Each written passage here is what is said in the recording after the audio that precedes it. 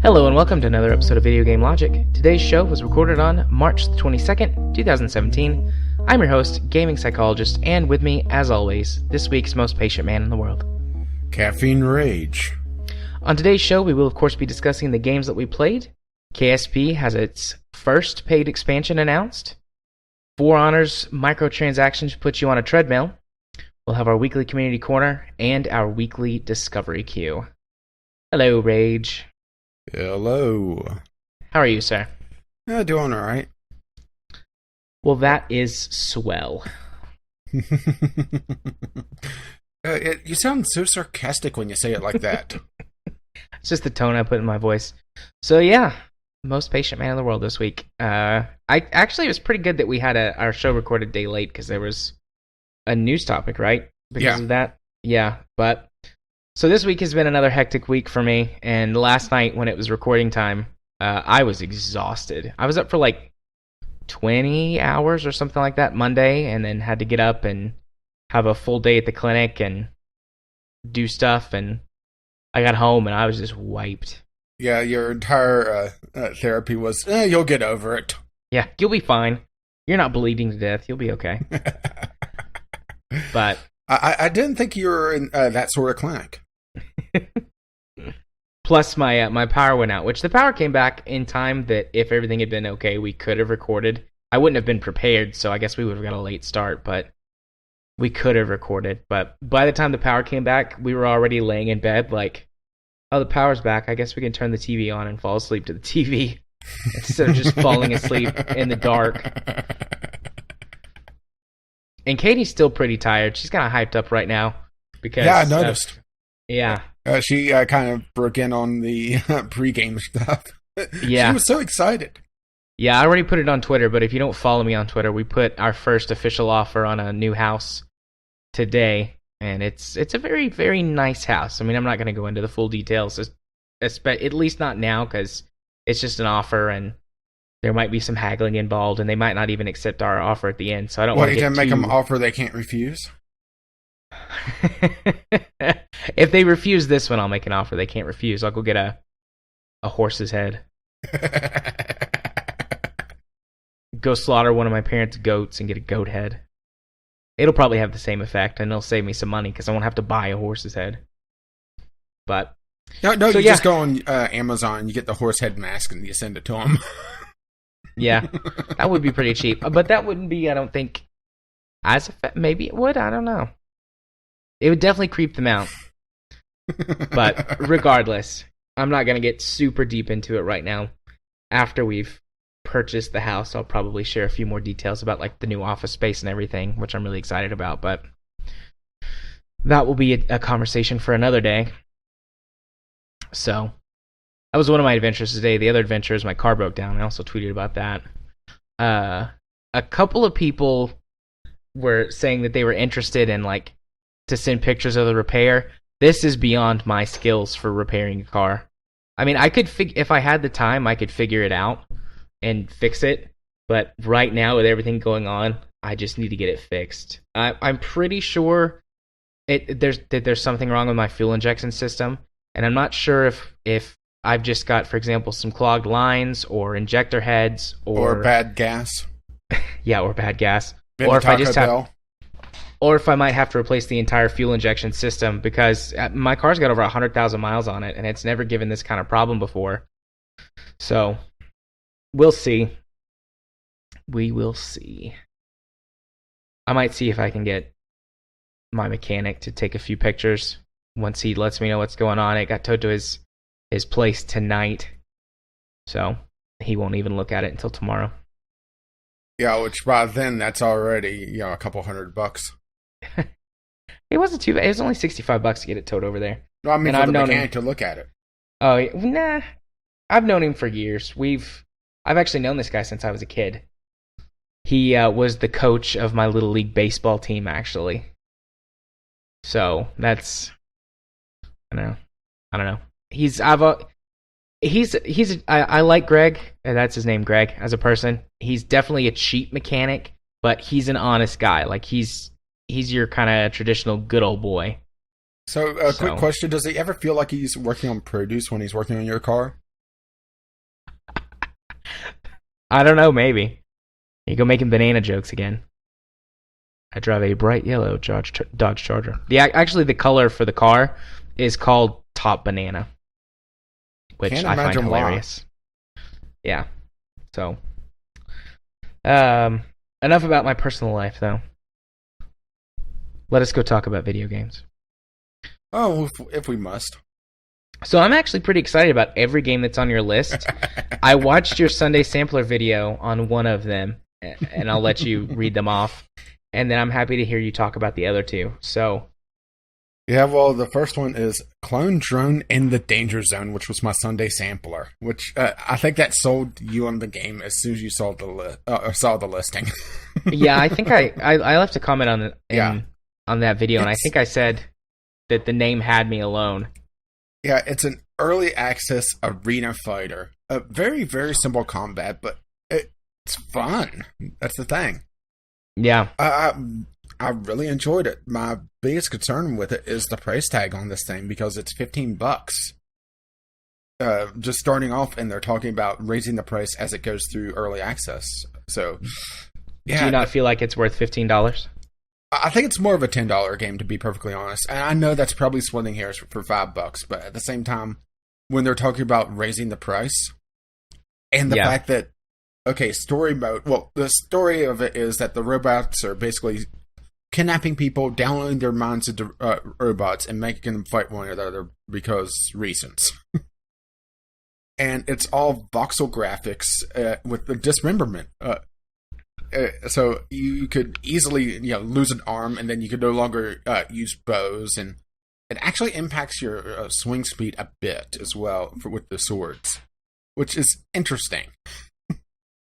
And it's one of those things. I can't call it a one-hit kill game because you can get dismembered, but lose a leg, which severely limits your mobility. Lose an arm, which limits your weapon choice and your weapon abilities. But if you die, it's a reset. It's almost roguelite-ish in that sense where, it's a permadeath. Right.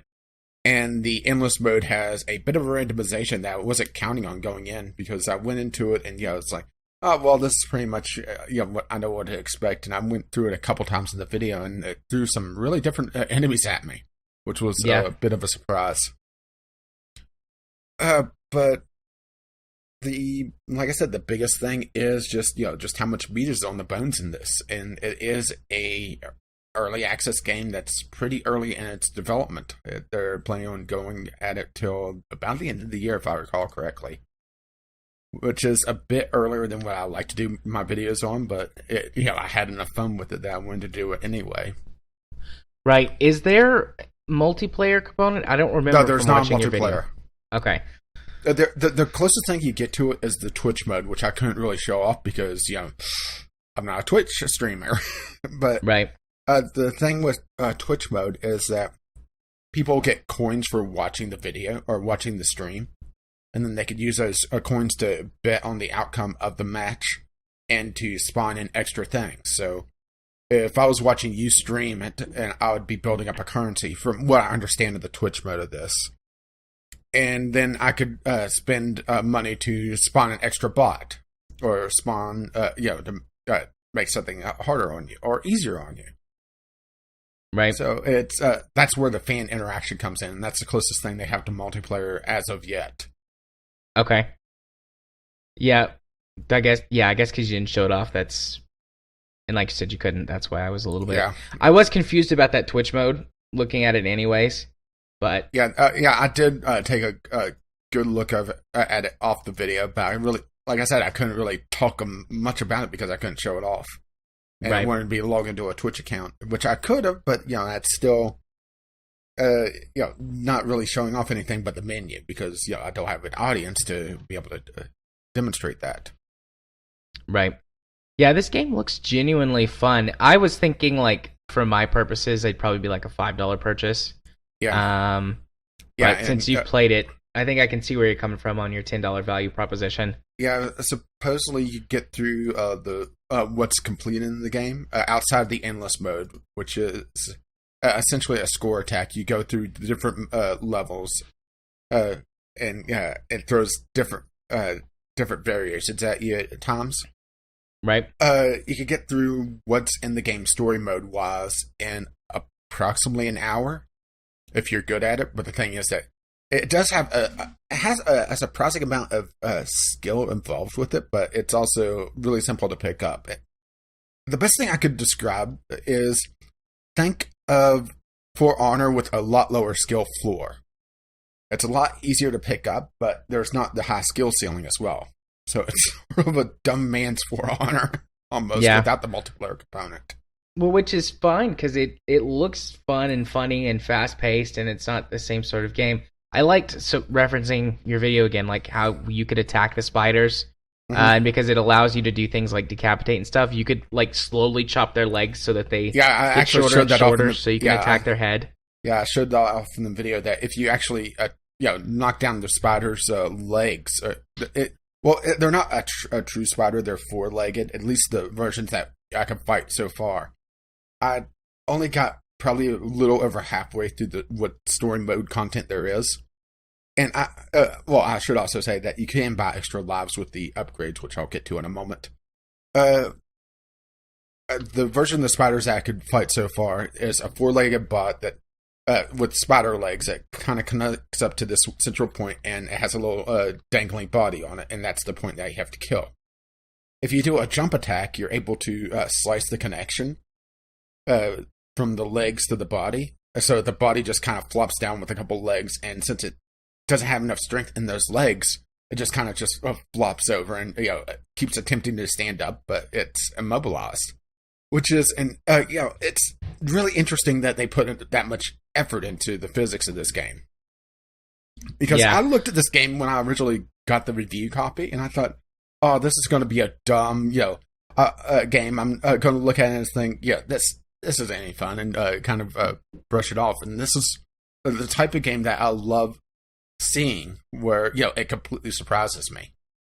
Yeah, it definitely does. Just like at a glance, it looks like a YouTube bait, or I guess maybe a Twitch bait with the integrated Twitch features. It definitely has a bit of Twitch bait in it, but it's deep enough that someone that isn't on Twitch can enjoy it, and that's where I really designate the difference between a YouTube / Twitch bait game and I hate using the term real game, but a gamer's game. How about that? Right. Where, because I'm not streaming, yes, I am locked out of some of the content, but it doesn't feel like I'm gimped in the content that I'm able to play. I still have a fair amount of stuff. And, I mentioned the upgrade system before. In the story mode and in the endless mode, after every level, you get down an elevator to an upgrade bot, and it has this rather large tech web to choose from. There is a challenge mode that makes it so that every time you get an upgrade point, it randomly chooses what upgrade you get. But you're given a choice of what to invest in, and you are given a hint on what's coming up. Oh, we didn't mention the commentators. Yeah, I was thinking about those guys. I was going to let you finish, then I was going to ask you about them. Well, the commentators, I didn't have the trouble in the video itself, but I did notice after playing for about an hour that they did start to repeat themselves, particularly whenever you started coming up against the same levels over and over again. So that's something that they need to address. But it's almost a bad enough humor that it's funny again. It goes all the way back around to funny. Right. Yeah, they are. I thought that they were funny, but in like the game is playing on kind of some of the tropes that exist about robot overlords and things like that. And that kind of comes off. But like really bad, but so bad it's good, or like bad on purpose to be funny. Mm-hmm. I don't know if it was on purpose or accidental, but it is pretty bad, but it's also funny at the same time.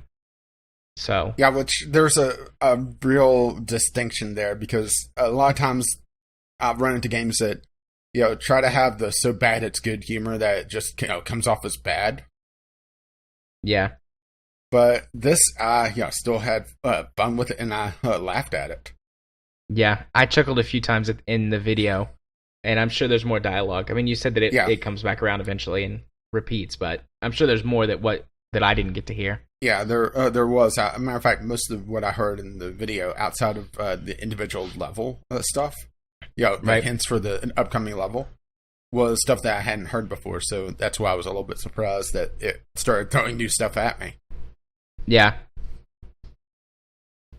It's one of those games that I'm just completely surprised by, really. Yeah. The biggest catching point right now is that price tag. Yeah. And the fact that they're planning on raising it.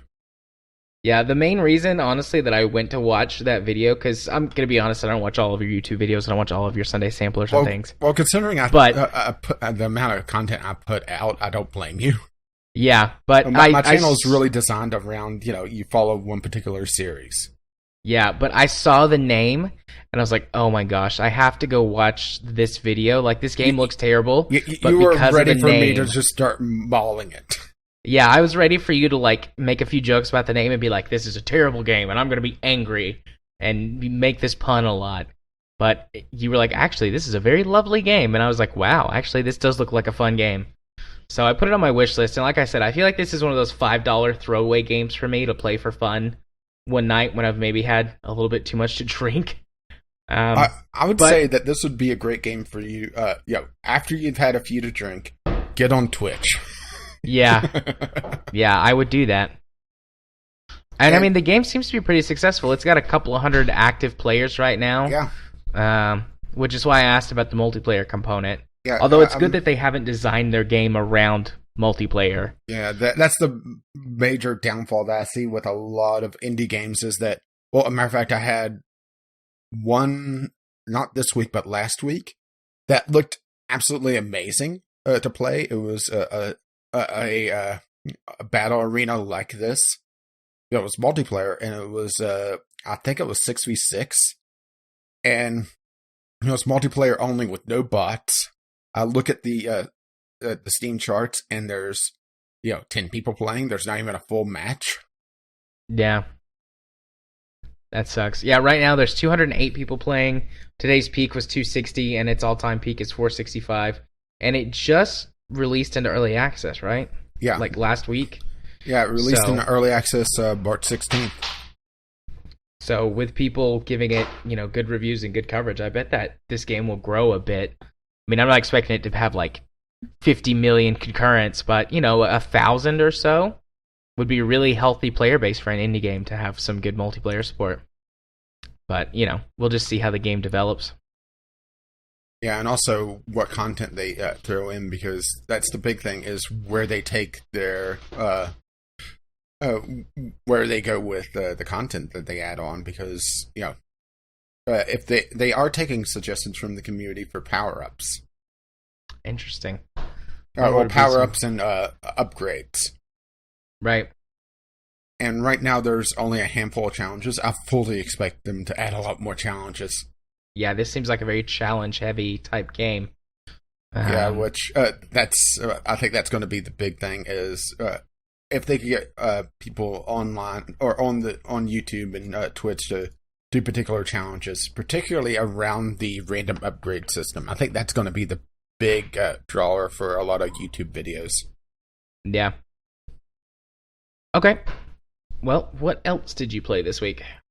Well, I played the demo of Civ 6, and if you listen closely, you can hear Kyle's ears perking up. You can hear Kyle moaning in bliss. Yeah, and I will say that the demo, it made me a little bit thirstier to play the game, but at the same time, my reservations around some of the systems is still there, particularly around the city mechanic, which is what I went into this demo to see, see the district system. And they only give you 60 turns, which is not enough to even see anything but maybe one or two districts in your capital city. Yeah. Can you accelerate? Put it on like everything happens really fast. No. You're given the tutorial, and then you're given a small map. You're given a random civilization against 3 others, and it's normal speed. So you're still in the. I think I was hitting the Renaissance era whenever the time limit hit, or not the Renaissance, but the classical era. I can't remember the exact eras.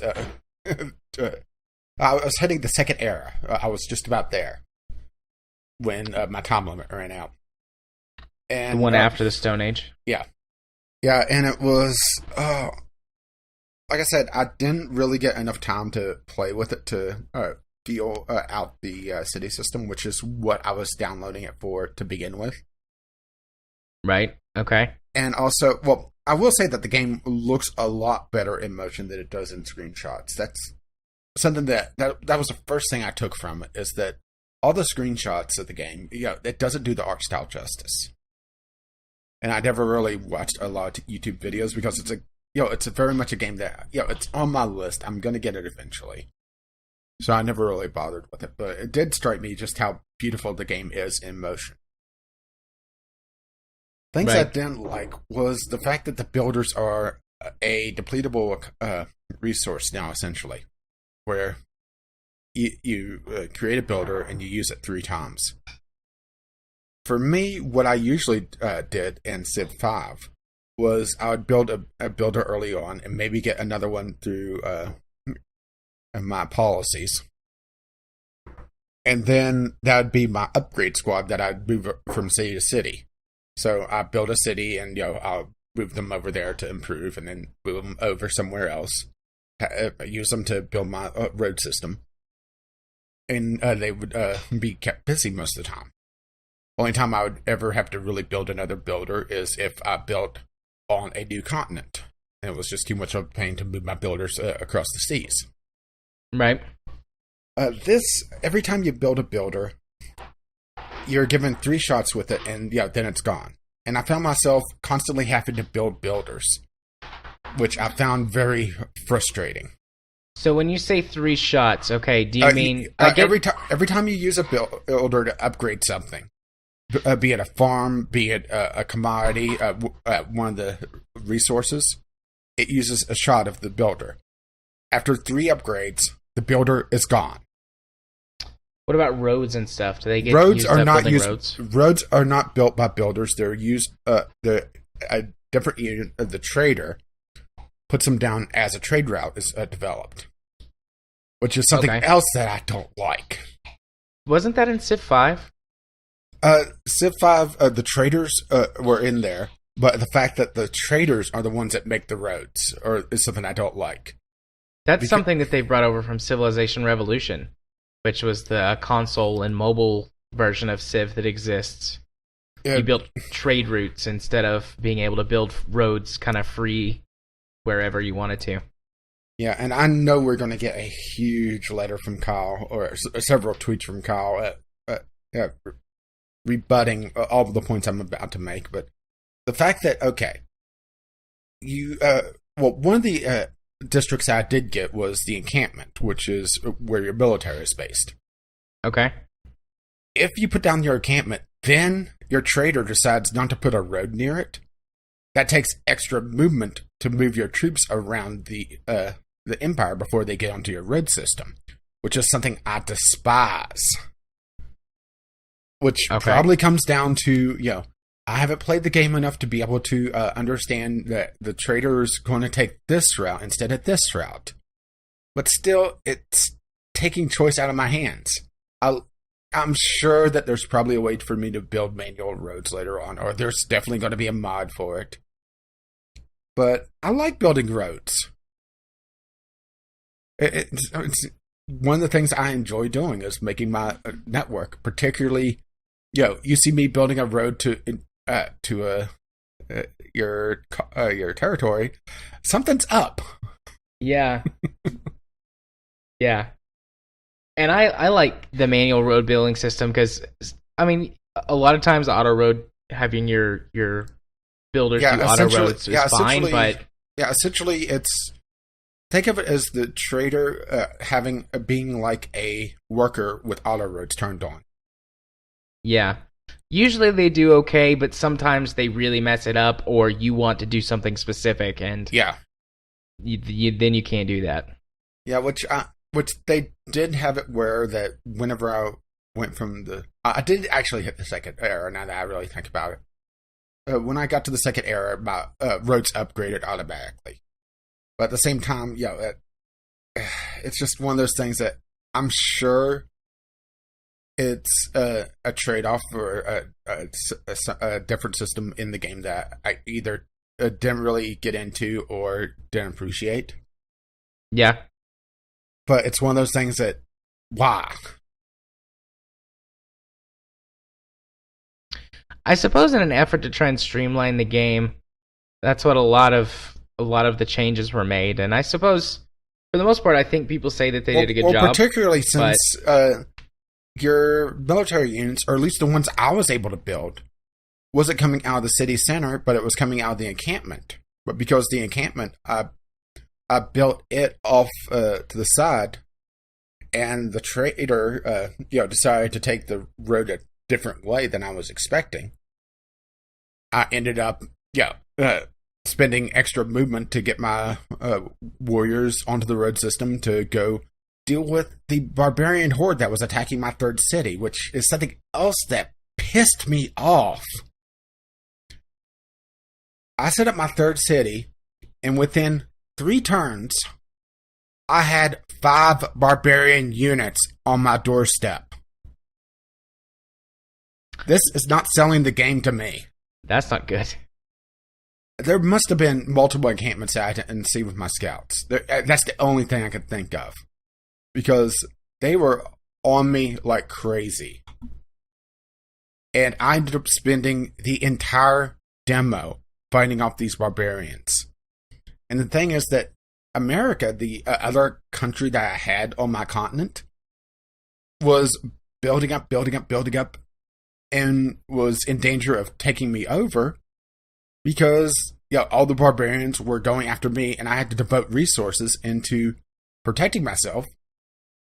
It just it didn't feel very fair. I'm sure that at that point you would have been just restart the game and see if the barbarians go after America instead, or whatever other city other country came into play. But it's just one of those things that it put me off. Right. I understand that. I mean, you like what you like, and you don't what you don't, and it feels like at least the base game. Granted, it may have the settings, since I didn't have access to the settings, it may have had it where the barbarians were turned up. I don't know what the custom settings are, but it felt like Civ 5 with Raging Barbarians turned on about 3 or 4 times. It was that crazy. And it wasn't just, barbarian warriors. I had a barbarian slingers, which is the newest, earliest ranged unit that they were throwing at me. And there was barbarian horsemen as well. So I did like that there was a mixture of the units from the barbarian class, but the fact that I was having them all on my doorstep is something I wasn't enjoying. Yeah. No, that makes sense. I don't enjoy hordes of barbarians either. Yeah, that's fine, but and if that's the how the game is balanced, to set up, put some pressure on you in the early game, then that's kind of putting me off. I would much rather actually set up my cities instead of having to field this massive army on essentially 2 cities, because I was never able to even get the third city up and running because all the resources I put the city there to develop was south of it, which was where the barbarians were coming through. So I was essentially having to field this rather good-sized army with 2 cities and was just putting myself way, way behind. Granted, that would have probably overall, if this particular match was to be played out to its end, it would have probably put me on a different path to more of a domination victory. But I was playing China, which I'm not sure if it's good for a domination victory. And Right. it may not have been what I was wanting to go into. It just felt like the game was pushing me in a direction that I didn't really want. Maybe I just had a bad setup, and it's not every match is like that, which is very possible. I played one quick match, and I played through the tutorial, which the tutorial doesn't really show a lot of the systems again. It feels like the demo, it's there for people that's never played Civ, and not for the people that are going from Civ 5 to Civ 6. And it's like, okay, what's new? What's different? Show me what's different. Right. Which feels like a bit of a shortcoming of the demo. Perhaps. They probably are thinking that people who played Civ 5 and loved it will most likely just buy Civ 6, because many people don't do the sort of research that we do into games. So it's like, oh, it's the next Civ. Yeah, I'll buy that. Yeah, pretty much. Which is, like I said, it's the fact that they actually put out a demo, though, is really strange these days. Yeah, that is true, but it's a good strange, not bad strange. No, I disagree. I think it's a bad strange that the oddity is that there's a demo out. Yeah, that's bad strange, but it is good that they put one out, so however you want to look at that, I guess. Okay. Okay, and my third game is probably the strangest one of them all. I got a direct message on Twitter Monday saying that I won Dead Rising 4 from Green Man Gaming. So I decided to check it out for the podcast. Yeah, I mean, why not, right? Yeah, this was actually my first endeavor in the Dead Rising series. Okay. I'd never played any of the other ones. And that made it so that I had no idea what the fuck is going on. I don't think anybody did, though, for this one. They go in talking about Frank West and how he's this great reporter, and and it seems like he's teaching a class, maybe, to this with this other teenage girl who's kind of his apprentice, I guess. And they're sneaking into a military base, and she freaks the fuck out because it turns out Frank West is an asshole. Yeah, he is that. But she should have known this by now. Yeah. I mean, it kind of radiates off of him, you know? Yeah.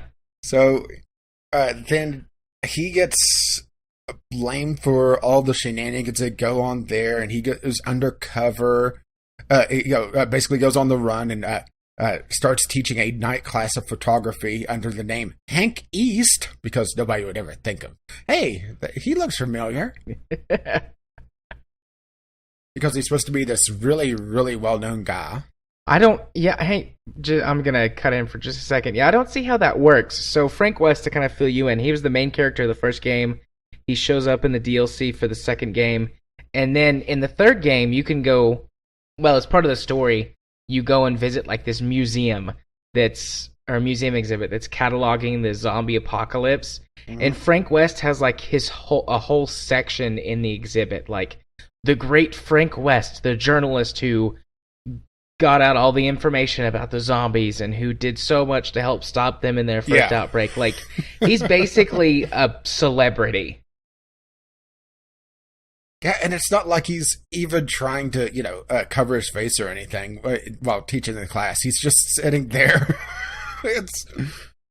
I realize it's supposed to be campy and cheesy, but I'm coming into this completely not knowing the characters, and it's just like, what the fuck? Right. Yeah, I understand how that could be confusing, because there is an oddly, surprisingly large amount of lore about this game. Like, it had a movie that was, I think the movie's canon, and then it's had, this is game number 4, and then there's been some spin-offs of it. So there's actually a decent amount of lore for this game. Yeah, which I have no idea about whatsoever. I'm just going to this, firing up the game Tuesday night when we didn't record. It's like, okay, let's see how this plays. Right.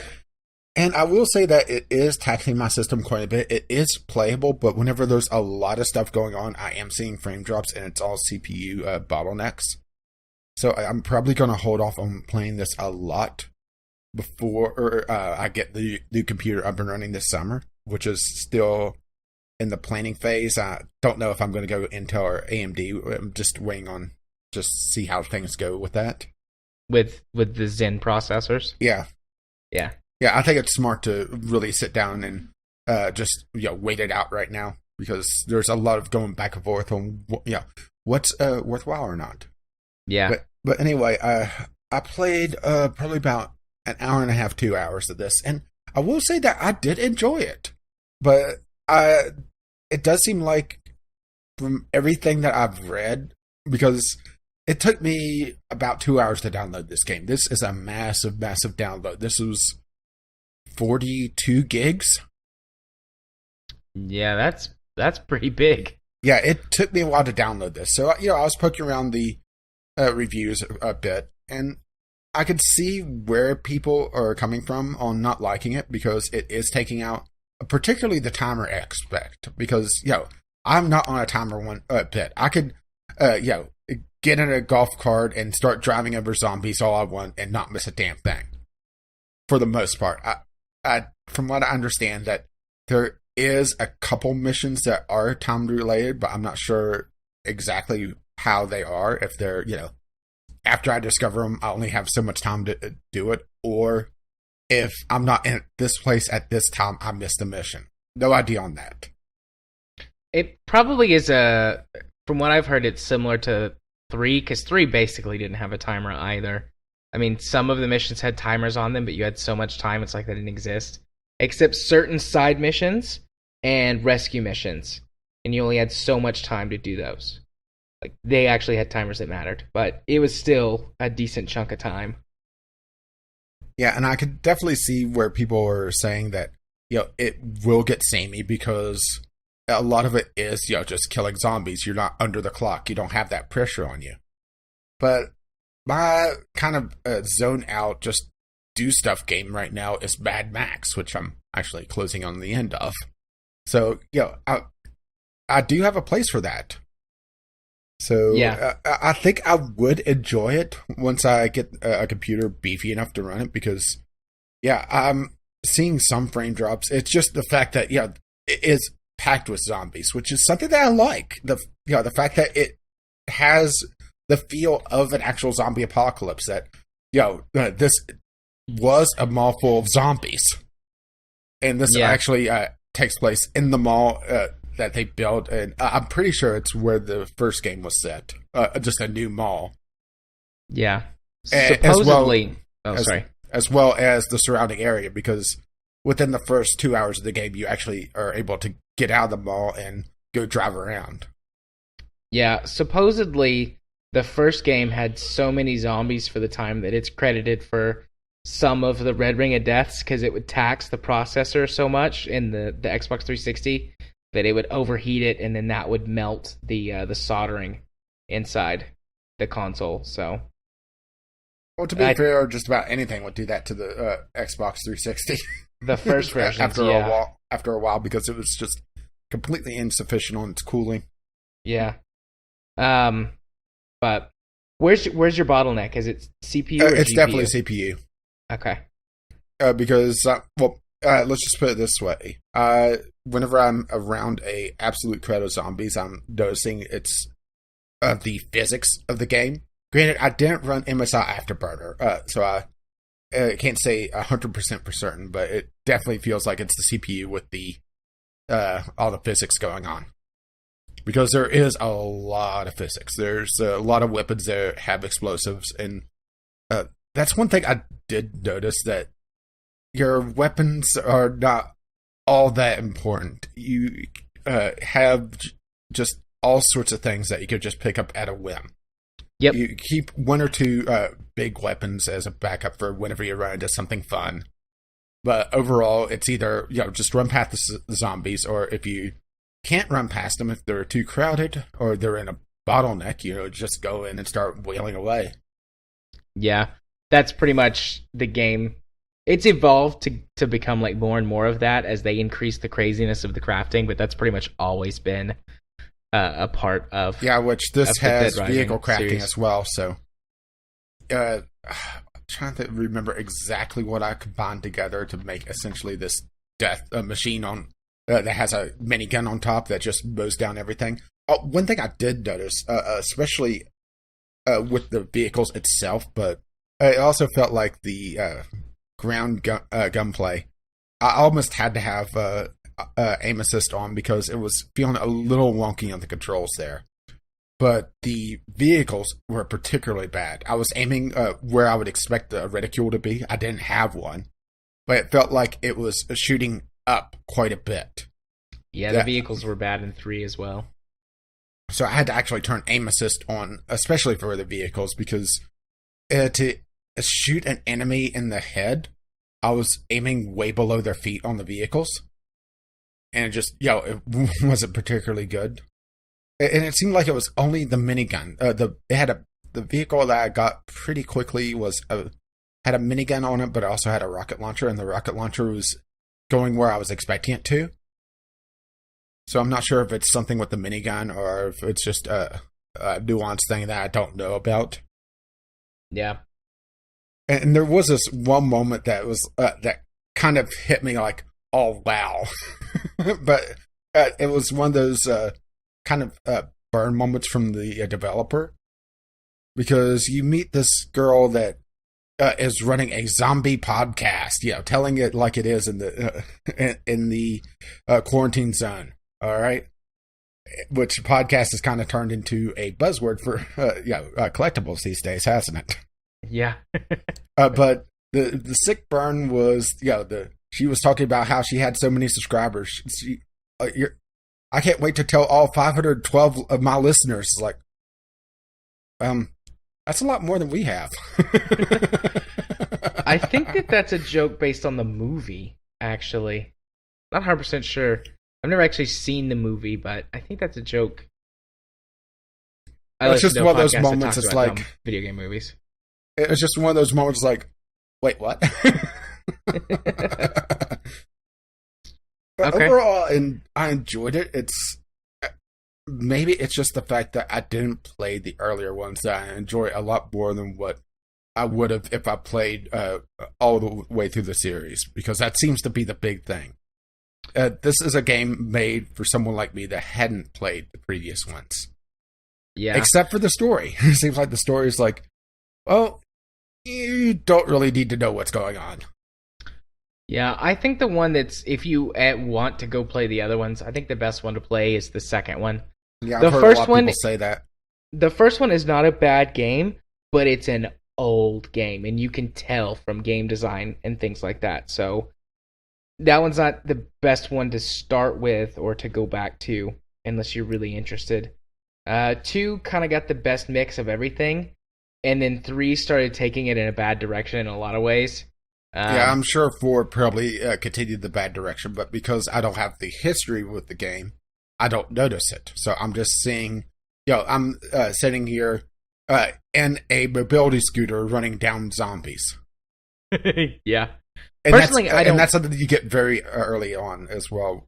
Whenever you first enter the mall, you go through a small section and you come to a go-kart track. That's actually very easy to beat the time, and it unlocks a blueprint, one of the little go-karts, and a mobility scooter that all respawn. Well, the blueprint does it. I mean, that's a collectible, but those 2 respawn. And it's like, oh.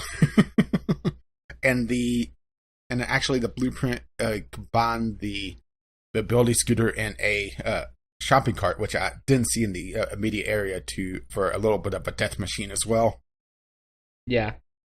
Personally, I don't think the third game is a bad game, but it's definitely a big step away from their previous sort of, I don't know if you want to call it a formula, or their previous sort of game design decisions. That first big step towards sort of a more mainstream game. So, the best example of the series, I think, is Dead Rising 2. Yeah, maybe it's just, like I said, I don't have the history with the game. And that's really where a lot of criticism can come from is that this isn't like the other games. And I've made that I've made that exact argument of myself for other games. So yeah, right. It's both sides of the coin. Right. Okay, so that's the last game on your list, but I do want to ask you a quick question about Halo. So I watched your first video this week. The second one's due to come out in 13 hours from the recording. So you watching your video on YouTube, I think you're right about something's off with the frame timing, because at certain points it'll get really jittery. Yeah, and it doesn't seem to have anything to do with what's going on screen. It's just once in a while. Yeah, I've been trying to figure out what's going on with that. I think it's just I'm running a 16-year-old game. Yeah, and I'm running some hacks with it to get it at an acceptable frame rate or acceptable. I should say frame rate, field of view, and an acceptable resolution. So it may just be the engine's not capable of doing that. Right. I just wanted to, just so that I could confirm that for you. I mean, it doesn't make it unwatchable. It's fine. I think anyone who's going to watch that is going to understand that it's an old game, that it would have problems on a modern system, but just... Yeah, and the fact that I have a lot higher field of view as well, that's probably what it is just the field of view and the resolution, but most likely it's the field of view. Yeah. Because I'm running it, I believe I had it set to 100 when the base field of view is 70 at the most. Yeah, the remastered edition, the default field of view, I think is 90. It's either 90 or 95. Yeah, see, this isn't the remastered edition. Yeah, no, it's the old PC edition. But they did fix a lot of those problems with the remastered edition. Because you can switch back and forth and you can see the difference in the FOV. But, okay. Yeah, I just wanted to... one of the opening cutscenes, I mean, it has the guy inside the guy's arm. So, it's definitely not meant for that. Yeah. But I just wanted to let you know that, there is something going on there. And not necessarily like expecting you to fix it, but just in case no one else confirms it for you. You were just sitting there touching yourself the entire time thinking, he's playing Halo. I'm really excited to go on this adventure with you. And see me do absolutely horribly, because in the first few episodes, I'm playing it more like it's a modern FPS, where it's more run and gun. Yeah, I did think that was a little bit odd, but, Well, it's different than experience. It's something that I realized after editing the first few episodes I recorded. And that's my problem, is that I'm playing it like it's a more modern FPS. I'm not playing it like it's an older FPS. It's just, having to put yourself in the proper mindset for it. Right.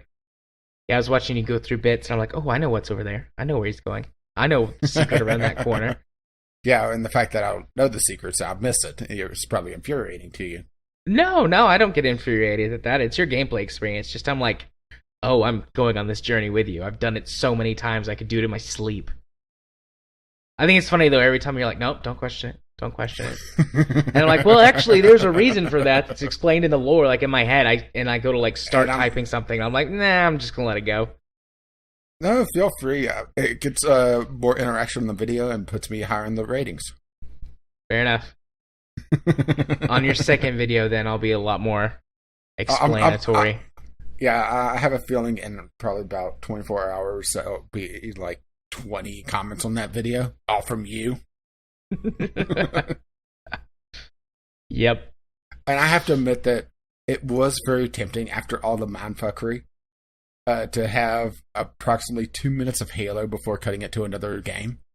No, that would be so sad. So sad. Don't do that to me. Okie dokie. Well, speaking of other games, my games.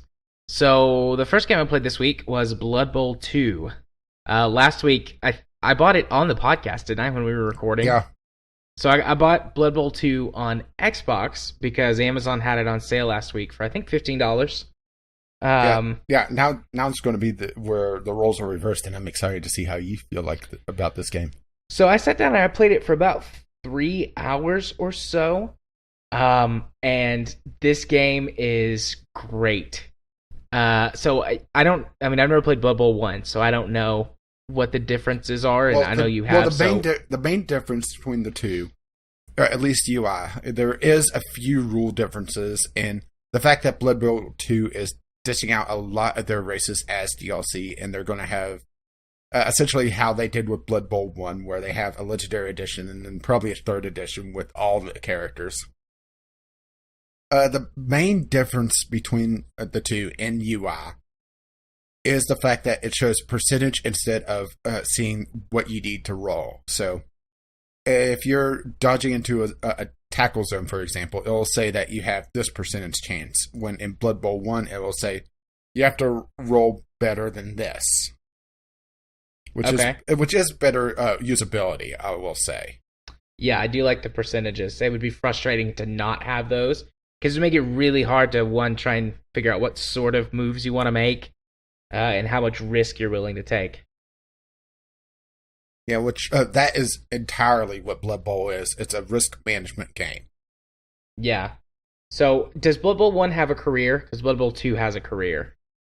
Yes, but you're playing against AI, and the AI in Blood Bowl 1 is terrible. I can't tell if they're terrible in Blood Bowl 2, or if I'm still in the learning stages of the game. Because the first 3 matches you play, every match introduces a new mechanic. Mm-hmm. So the first one is just, hey, here's a 15-minute match to teach you how to play the game.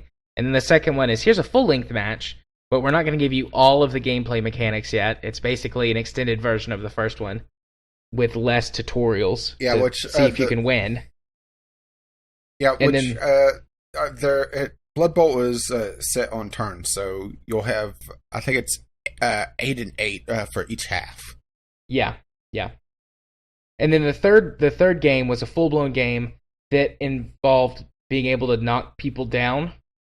Well, you can knock people down before, but the blocking system, it introduced that. So now you have to, if you're going to try and tackle somebody, you've got the dices that roll up that can determine like which move you get to try and make.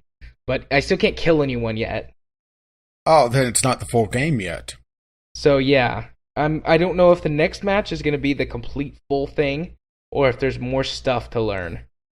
Well, I imagine the next match, if they continue doing this incremental thing, if they don't go full match, they may introduce shoving, if they have it already. No, they've got shoving. Okay, well, maybe talk about placement, because a big thing, at least in the first Blood Bowl, is doing a chain shove where you can move someone multiple squares with different people to the point where you can knock them completely off the field. This is called crowd surfing. And the thing is that someone's knocked off the field. Well, they first take a check against their armor, and if they fail their armor check, they can take an injury check, which can kill them, by the way. Yeah, they keep making reference to doing this, but they won't let me actually shove anyone off the field yet. Because I actually spent several turns trying to shove someone off the field, and it just wouldn't let me.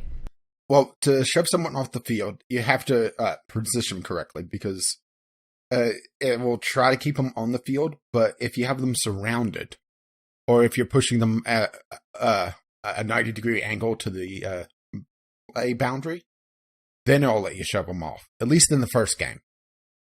Yeah, I was at a 90-degree angle trying to shove this guy off. Maybe I just assumed because it was training wheels, because they keep saying, oh, you better not get knocked off the field, otherwise bad things will happen. But it literally wouldn't let me, so... Yeah, so it sounds like partly training wheels at that point, because that is a big thing. And also, just wondering, did they have the effects going off on kickoff yet? The effects? No. Okay, that'll be something else that they'll add. Probably they'll do that along with weather, because that also affects things. Weather could affect how your dice roll, make it so that it's harder to do certain things. Or, in the case of a heat wave, make it so that characters may faint on the kickoff. But the kickoff events are pretty big and can drastically change a match. The crowd has rushed the field a few times. Okay, that's a kickoff event. Okay, so but then they have also done that. other ones where the crowd will throw a rock and knock someone out. Okay.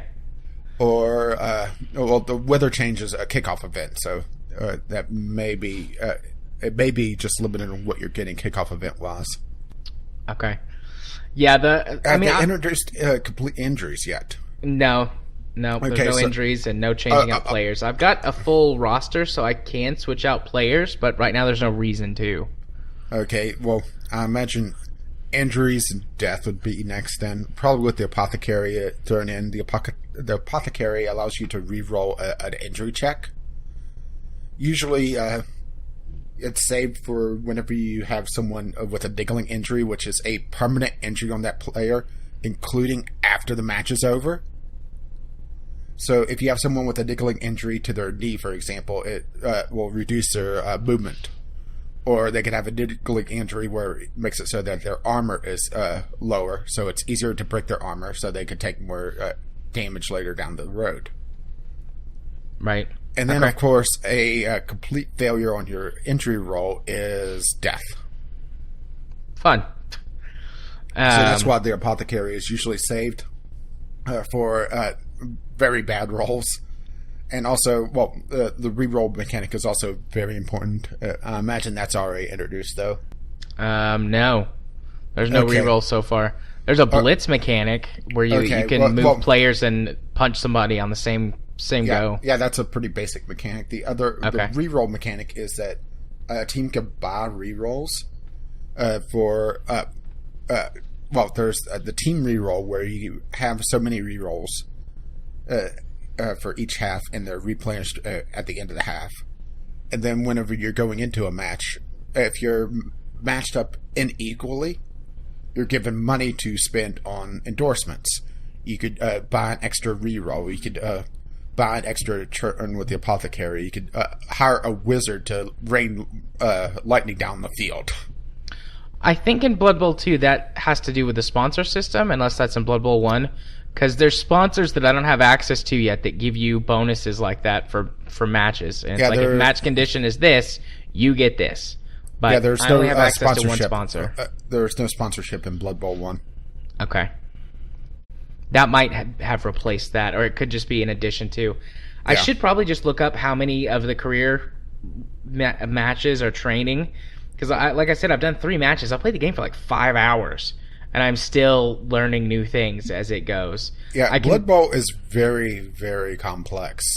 It's one of those games that you look at and it's like, oh, this is going to be simple. It's a lot of fun, though. I'm enjoying it a lot. I'm actually playing it using the Xbox streaming to...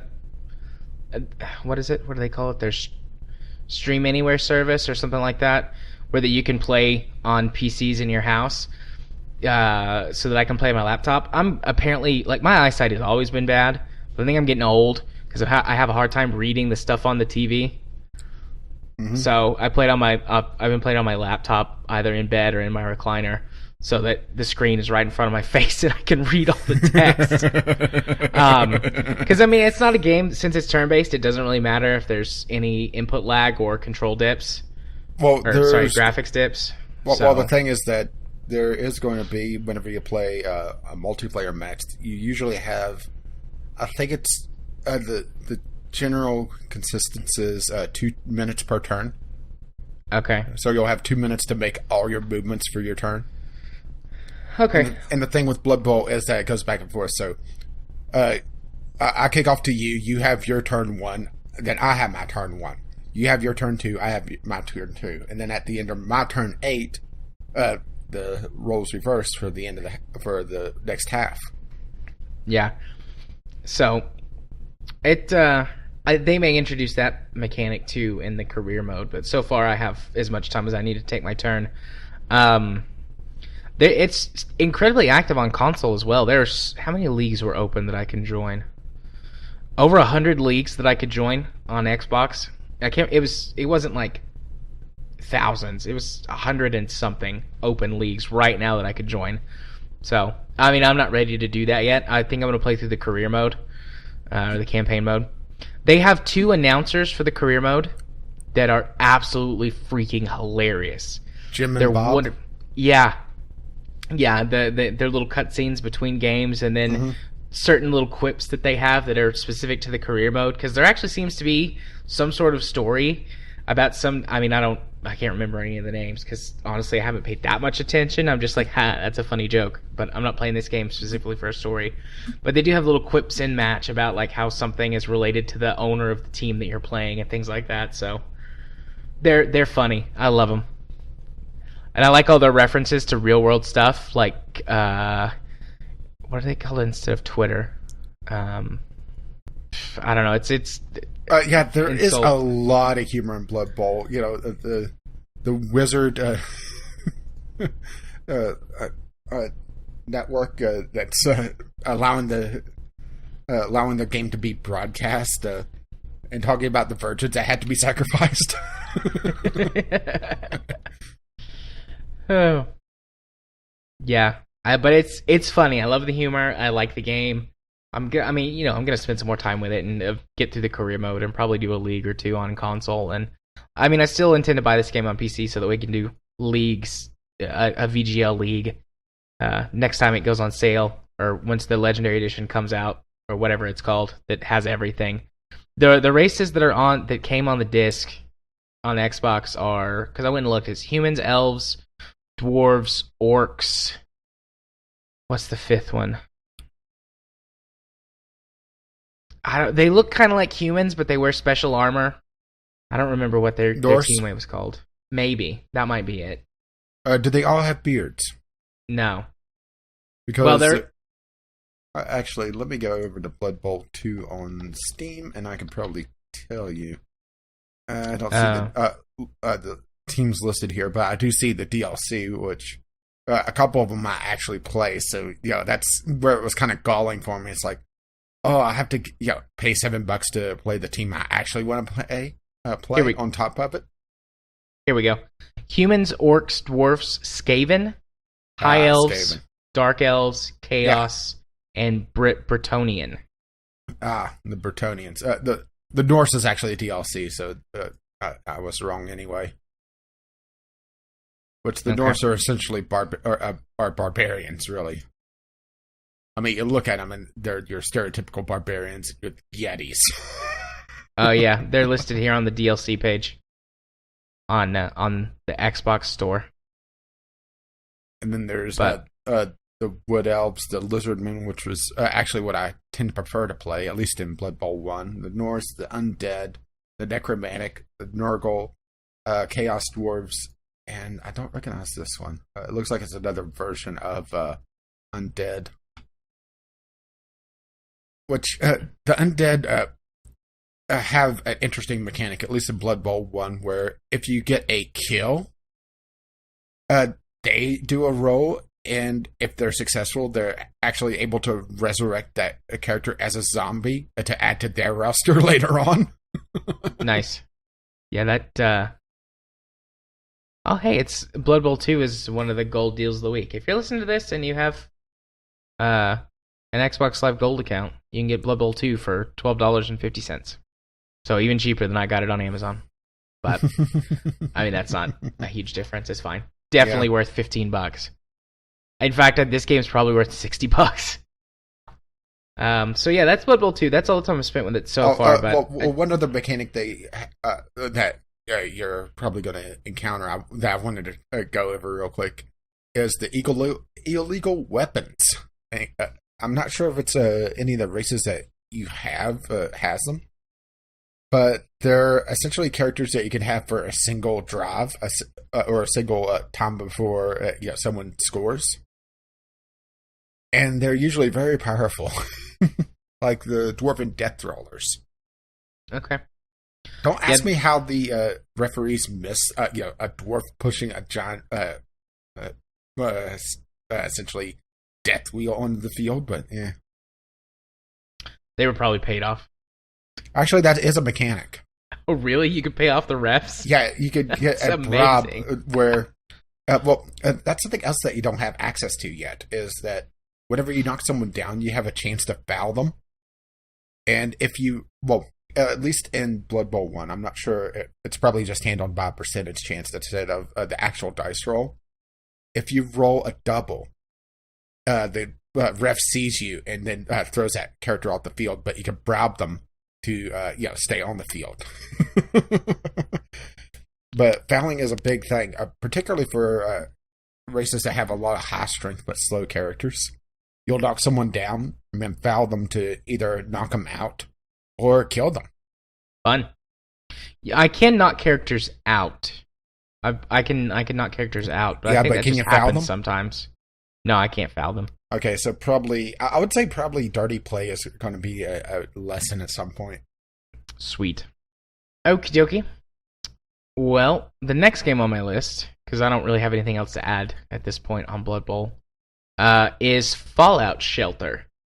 So, I mean, Fallout Shelter has been out for 2 years now on mobile devices, at least a year and a half.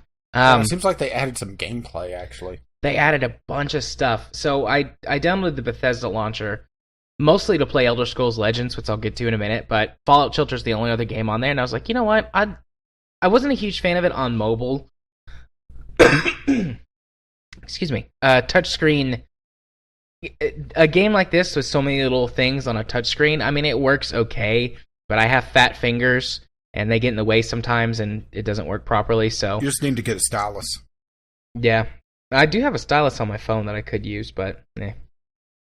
But anyways, I was like, you know what? I'll check it out on PC and see how it is. And between the fact that it controls way better with a mouse than a touchscreen, and the fact that they've added a lot of new gameplay stuff to it, so that it's... I mean, there's still that clicker aspect to it, you know, that Facebook game aspect where you sit around and wait on stuff to happen. Yeah, which makes me think that it's more of a phone game. You know, that way it could just tell you, hey, that expedition has come back, you know, after 7 hours of returning. Yeah, but now they've added a questing system to it, so once you get to a certain point, it's pretty early. It's, I think, 28 survivors, which you can get in just a couple of days of regular play. You can build a room called the Overseer's Office, which adds quests to the game. And the quests have varying difficulty levels and varying party members that you can send on them. And they have different objectives. I haven't done too many quests yet because my Vault Dwellers are still pretty low level. So it gives you like a training quest that you go on that's just like kill some rad roaches and explore this building. And it's still from the same style, so you tap on the room that you want to send your dweller into, and then you can zoom in and kind of explore the room and look for crates and stuff to open. And you go from room to room, and in the training quest, rad roaches pop out every couple of rooms, and you have to kill them. And you can do a little bit of positioning. It's not like full control, like you go stand over here in the corner, but you can drag the avatar of your character away from someone or away from an enemy, and they'll kind of run to the other side of the room, and they can have a second to reload their weapon or get a shot or two off before the enemy readjusts. And you can have them aim for specific body parts, which might do additional damage. It doesn't seem to have the sort of percentage hit that Fallout does when you use the VATS system, but you can select like head, arm, body, whatever. Or if you just let them auto-attack or just tap on an enemy, they'll fight that enemy specifically. So it adds some extra gameplay mechanics. And supposedly there's some that involve like quest dialogue and stuff, but I haven't got to any of those yet. So I don't know if it's very much like just tap, tap, tap to go through the dialogue, or if you'll get any meaningful choices or anything. But I'm working on that. So... that's nice. That's way, way better than it was before. Plus, even on the sort of clicker Facebook side of the game, they've added a lot more rooms. They've rebalanced the system to where that it makes sense to actually use a variety of rooms, as opposed to just like, once you got to the end, there's no point in having the other rooms, because it's like, oh, I've got the best stuff. Now things are a little more balanced, where that while the better rooms, or the higher level rooms, are more expensive to use, while they're produce a higher level of, you know, energy or food or whatever per cycle, the cycles are really, really, really short, as opposed to before they were all the same. So basically, once you got to the end, it's like, I'm just going to rip up everything that's old and put down new stuff. But now you can kind of balance it out by having multiples. They've added a crafting system, so whenever you explore the wild or open lunch boxes, which are like this game's version of card packs or crates or whatever, you can get crafting materials to build, and that's the only way to get certain items in the game is to craft them.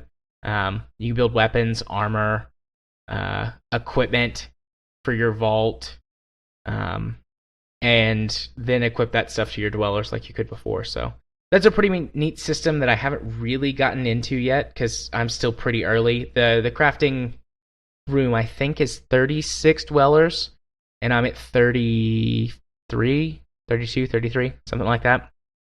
Yeah, I went back to try out the game once it went to, once it had the expansion come out, essentially. And I found that when I changed phones, I lost my save. Yeah, they have cloud save now, but that was just in the most recent patch. Yeah, not too pleased about that, and I just didn't want to go through the several days to even get to the interesting bit again. Yeah, it takes a bit to get to the interesting parts. They've also rebalanced the just the general exploration. Like if you drag a dweller out of your vault so that they go to explore the wasteland, it's been rebalanced to basically not murder you immediately.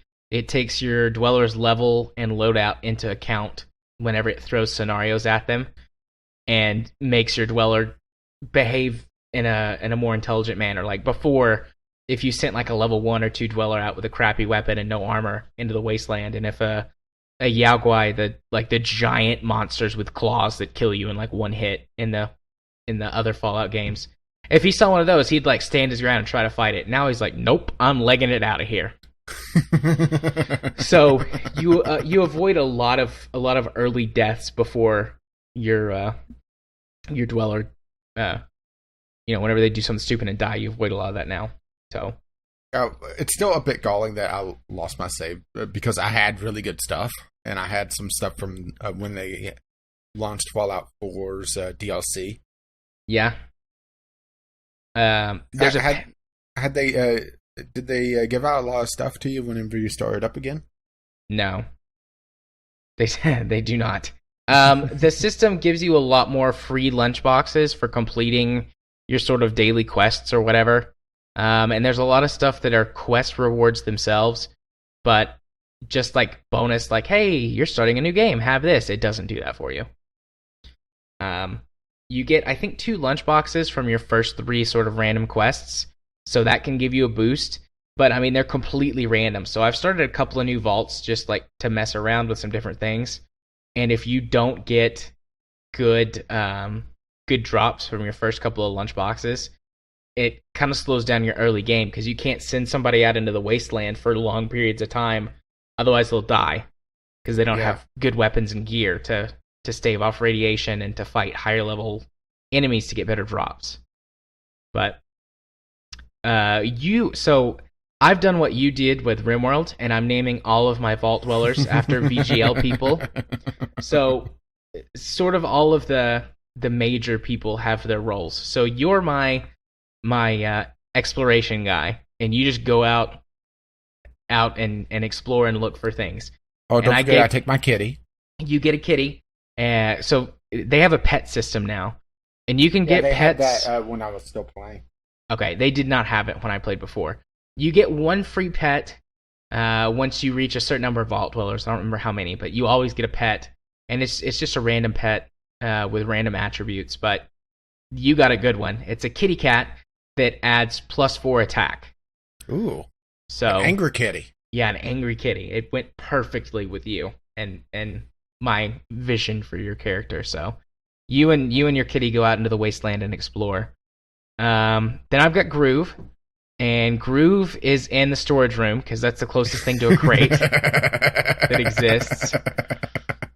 Kyle and Mel are my baby makers. That's all they do is make babies. Oh my. Chemist. I wonder how Mel feels about this. I don't know. I haven't asked her yet.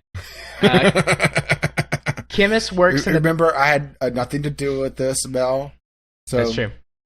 Just let me know if I should start looking for a new co-host. Chemist is the head guy. Like, I mean, you can't really like assign someone to be the head of a room, but he's in the power plant, and he's the head of the power plant because he's the only one that has a special outfit in there. It's like a lab coat. And then Ghost and Spaceman are door guards, and they've got really awesome weapons. They keep the raiders out. And I'm trying to think of who else I've actually assigned roles, because I got this idea after I already had like 20 vault dwellers. I was like, I should really do this, and so I started assigning people. And I need to make a list and make sure, so that I assign everybody, because I don't think I've assigned everyone. But those are like the ones that stand out in my mind right away. Oh, and Cube.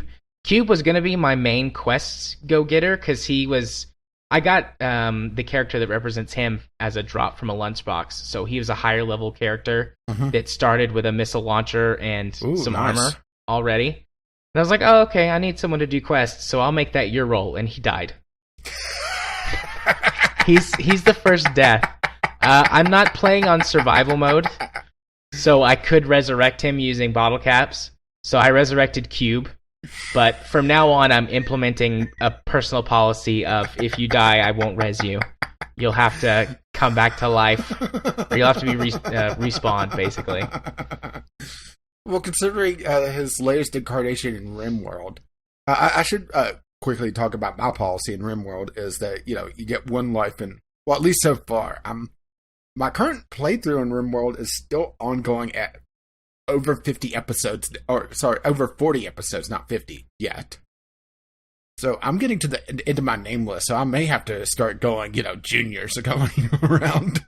Yeah, my rule is, from now on, is if you die, also, you can't be resurrected. You have to be actually reborn as a baby. Oh my! So, well, at least we know who the parents are. Yep, we'll know who the parents are. But also, well, for me is that I've completely randomized my name list. So as people come in, I'm not assigning, Groove to sit in a crate. He has to naturally be there. And it seems like Groove always ends up where he's unable to do dumb labor, so he can't do hauling. Yet.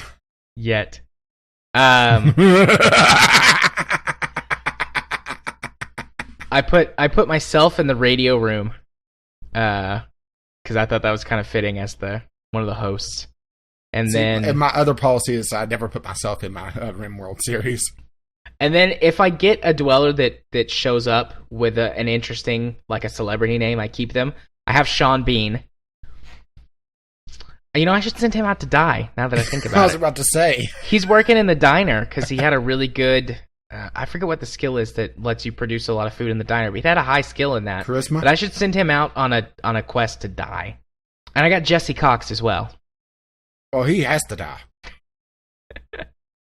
I can send him out as well. After listening to the co-optional podcast for a while, he's kind of grown on me. I like Jesse. A fungus or a rash. Jesse's my spirit animal. My spirit animal just happens to be a cat. Those are the two fun ones. I shall name my kitty Dex Star. Dex Star. No, nice. No. That's actually a character. Huh. Nice. Let's just put it this way. He's a Red Lantern. Oh, okay. And he's a cat. But so that's as far as I've gotten in Fallout Shelter.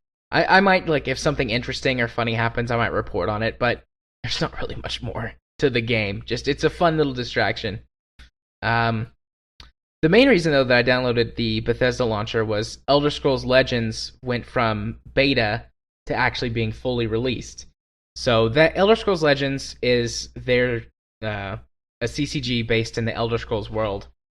And at first glance, it looks like, just another version of Hearthstone. It's got the same basic mechanics. It's got the mana system, the same cards, using the same, stats, and a lot of the effects on the cards are just renamed versions. Like instead of Death Rattle, it's called Final Strike or Last Strike, something like that. So whenever the card dies, it does something. But it's actually got a few really interesting, unique mechanics that I like a lot better than Hearthstone. So it uses a lane system. similar to how you would think in a MOBA. And first off, to put a name to it, Plants vs Zombies-ish. Yeah, kind of. There's actually a Plants vs Zombies CCG, actually. Yeah, there is. I've never played it, but I know that I've seen it played. It sounds a lot like this, actually. But so it's got 2 lanes, and for starters, cards can only interact with other cards in their own lane. You may want to quiet your phone, by the way. That's Katie's phone. She went to the bathroom for something. The door's open. I just keep hearing a phone in the background. But, so anyways, cards can only interact with other cards in their own lane. Everything can, if it can get past the guard, can obviously attack the main character with the health. But otherwise, cards can only interact with other cards in their own lane. Lanes can have bonus effects. I haven't played any multiplayer matches. I played through the entire story mode, which is 20 battles that tells, an Elder Scrolls story. Which is nice, actually.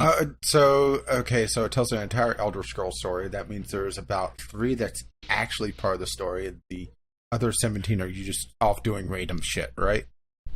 Some of them actually, yeah. Some of it is side quests.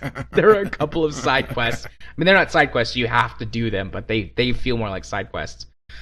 But anyways, so it uses that for the first chapter, which I think is 7 missions to introduce all the gameplay mechanics to you. And I know that in the campaign mode, they do some really fun things with the lanes. So one lane is typically always just normal. Like, you play a card here, and that's what it is. The other lanes, though, they'll do different things. Like, for example, one of the lanes will be, if you play a card down here, it automatically goes into stealth mode for 1 turn. So it can't be attacked unless there's like an AoE effect or something.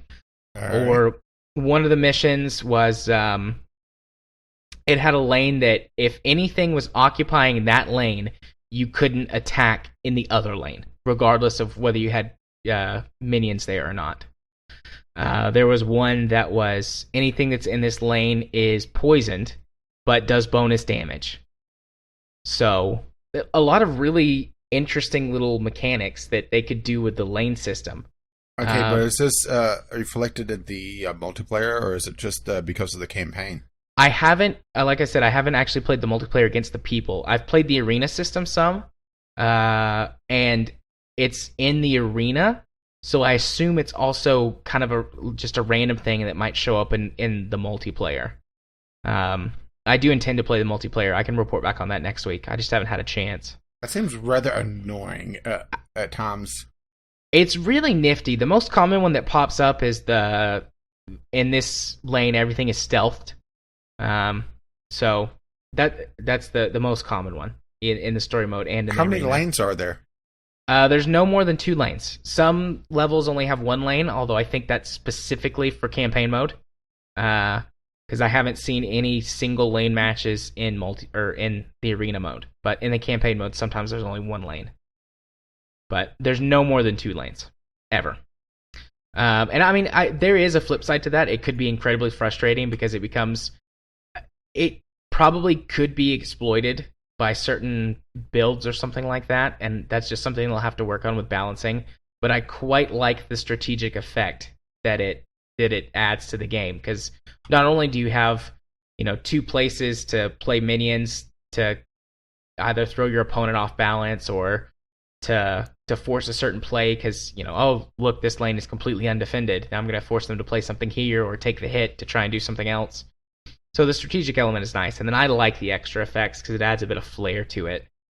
Yeah, I'm looking at those screenshots. That they really don't do a lot graphically with this, at least from what I can see. It does look like there's a lot of spell effects, but that's one thing that I notice a lot from games that try to emulate Hearthstone, is that they try to make their own style, but this looks like literally just cards on a table or floating on a table. It is cards just floating on a table. It's rather boring.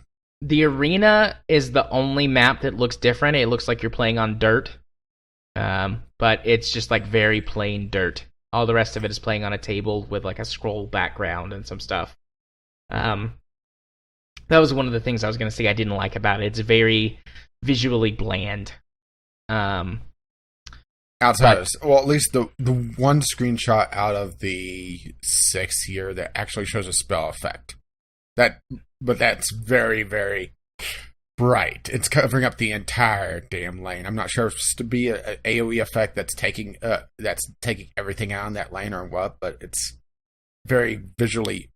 It's weird that a game can be so bland looking and then visually busy at the same time. Is it the fireball spell? Because the fireball spell attacks everything. It looks like it's a giant fireball, yeah. Okay, yeah, that's probably the fireball spell. It actually attacks everything on the board. But it only does one damage. This looks like it's hitting just one lane. At least if the lanes are what I think they are here, it's split into. It has a blue line going down the middle. Yeah, that would be the lane divider. I don't know. It could. There are multiple AoE spells, so it could be another version of the fireball spell that only affects one lane, but is more powerful. Because I don't have all the cards yet. You can play through the entire campaign mode with the starter deck, which is nice because some of those battles can definitely be challenging, but nothing is unwinnable with the starter deck. I only lost one mission because I was caught off guard by the unique mechanic that it had for that one mission. It was a zombie, like in the story, like you drop down into this sort of undercroft area, and there's zombies and vampires and things. Oh, look, it's the sewer level. Yeah, and they overwhelm you with numbers, and you get a special card effect that lets you kill any zombie. You can kill up to 2 zombies, like just kill them outright. And I used it really early and then got overwhelmed later by all the ones that had special effects once the mana pool got large enough to play big cards. But the second time I didn't do that. How do they handle mana? Is it the same as Hearthstone where you gain 1 to your potential pool every time and you always have full mana? Yes, but it goes past 10. All right. So this one goes to 11. It goes all the way to 13 so far. That's the farthest I've gone. Interesting. There's actually a card game that I've been looking at that I may play for next week. Granted, I have other things I need to play for next week still. Yeah. Another couple of things about Elder Scrolls Legends that are different from Hearthstone is they have constant card effects. So you can play down support cards that add an effect, and they last for the rest of the game unless they're destroyed by a card that can destroy them, like +1 health to all creatures that you play, or they might have a certain number of uses, like use this card to restore, I don't know, 3 health to any character in the game, or this card deals 2 damage to any character when you use it. And they will last for either the rest of the game or until their uses are used up. So that's another thing that I like, but it can be frustrating as well because you or your opponent can mount up essentially an insurmountable defense with enough power-ups that you can't do anything about. So that can be frustrating, but on the other hand, it also adds some variety. A lot of mechanics here that would just frustrate me. The deck building mechanic I really like. So in Hearthstone, you have your neutral cards, and then each hero gets their own set of cards. But when you create a deck, you can choose 2 attributes, like that are based around like the character creation from the mainline Elder Scrolls games, like strength and agility, or intelligence and endurance. And there are cards that fall into those sets, so you can pick some complementary ones, or you can like pick some 2 that are vastly different to have like a deck that maybe attempts to throw your opponent off. Like intelligence and strength don't really complement each other very well in terms of, playing cards together that can synergize, but they each have their own set of strengths that it might be beneficial to have, because a lot of the strength cards are really powerful minions, whereas a lot of the intelligence cards are really powerful spells. So there can be some synergy to that just by mixing 2 things that don't seem to go together, because you get, complementary attributes, I suppose. And then there's also a set of neutral cards that can be played with everybody. Deck size is anywhere from 50 cards to 70 cards. And as far as I can tell, there's no limit on how many of a card you can put in your deck. I've had like 4 of the same card in my regular deck. Do they have the equivalent of like a legendary where it's limited, or is it all the cards are unlimited? There are legendary cards, but I don't know if they're limited. I'm hearing more and more things I don't like about this game.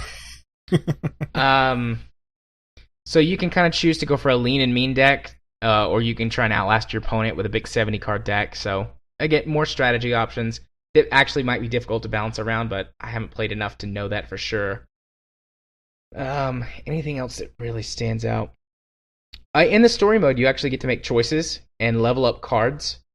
I mean, you can get all of the cards. It's not like you can only get these cards by playing a story mode this way.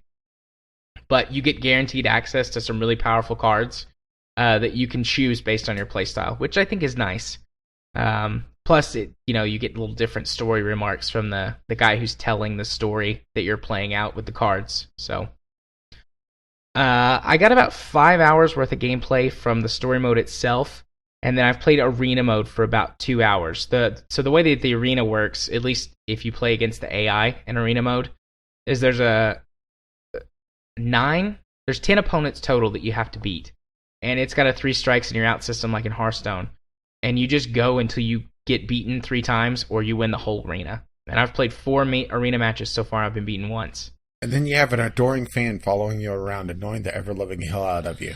So far, no adoring fan, but there might be. They do have the announcer from the arena in Oblivion do the announcer voice for the arena whenever you do arena battles, which I think is pretty neat.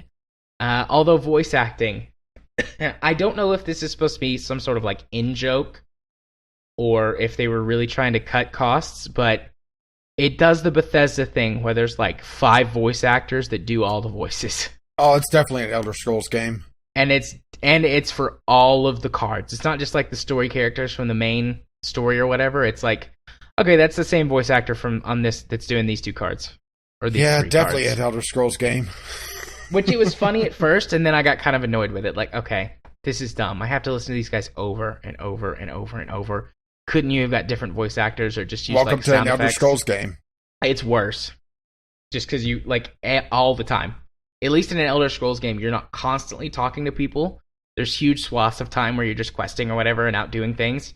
But and getting annoyed at card, how they design certain game mechanics. At least in Skyrim for me. I was going to say, that's just you. But they do repeat every time you play the card or attack or whatever. So that gets old. But that's the main gist of the game. I'm going to play multiplayer some more and just see what that's like. And see the balancing against real people and how it works. But I think for a 1.0, for a release of a free CCG, it's pretty decent. It's one of those things. It's like, well, do you like these mechanics or those mechanics? Go pick your CCG. But I like this better than Hearthstone. There's a lot of CCGs out there now, isn't there? It's the new MOBA genre where everybody's diving into CCG. I think a lot of the things, too, that you're saying you dislike, I really like because I like the gameplay variety. Despite the fact that it does add a certain amount of randomness to the game, compared to Hearthstone, this game feels much less random and much more strategy-based. Well, to be fair, most games are a lot less random than Hearthstone. Yeah. And I've been looking at some of the stuff for the Hearthstone expansion, and I'm just thinking, no. Yeah. I'll still fire up Hearthstone, but probably on the weekends to play the Tavern Brawl, and that's about it. Assuming that the Tavern Brawl isn't making me make my own deck. Yeah, I always hated that Tavern Brawls. Yeah, I don't have the cards to be able to make my Tavern Brawl deck worthwhile. Yeah. Pack pricing as well, if you want to buy money, follows the Hearthstone prices to the T. So Hearthstone prices before or after they gouge everyone that's not using US dollars? After they gouged everyone that's not using US dollars. And there's no way, like, as far as I can tell, there's no, like, you have to use your credit card. You can't use PayPal. I don't know if you can use debit cards. They're making you do their own little currency. Yeah, there's no outside anything that you can use. You just have to use your credit card to buy them outright. Oh, I thought you were saying that you had to buy a currency from them, then use that. No, you don't have to do that. But, like, they don't have PayPal, they don't have other payment methods like Google Pay or what's the Amazon? Is it Amazon Wallet? Whatever. It's credit cards only right now, which is frustrating because if I ever buy anything like this, I always use PayPal. So, I mean, I'm not ready to buy any card packs yet. I don't know if I will, but if I'm going to, I'll use PayPal. I won't give them my credit card information. Probably a smart thing. So, yep, that's Elder Scrolls Legends and all the games that I played this week. Yeah. See, I knew we'd make this a 3-hour podcast. Yeah, really.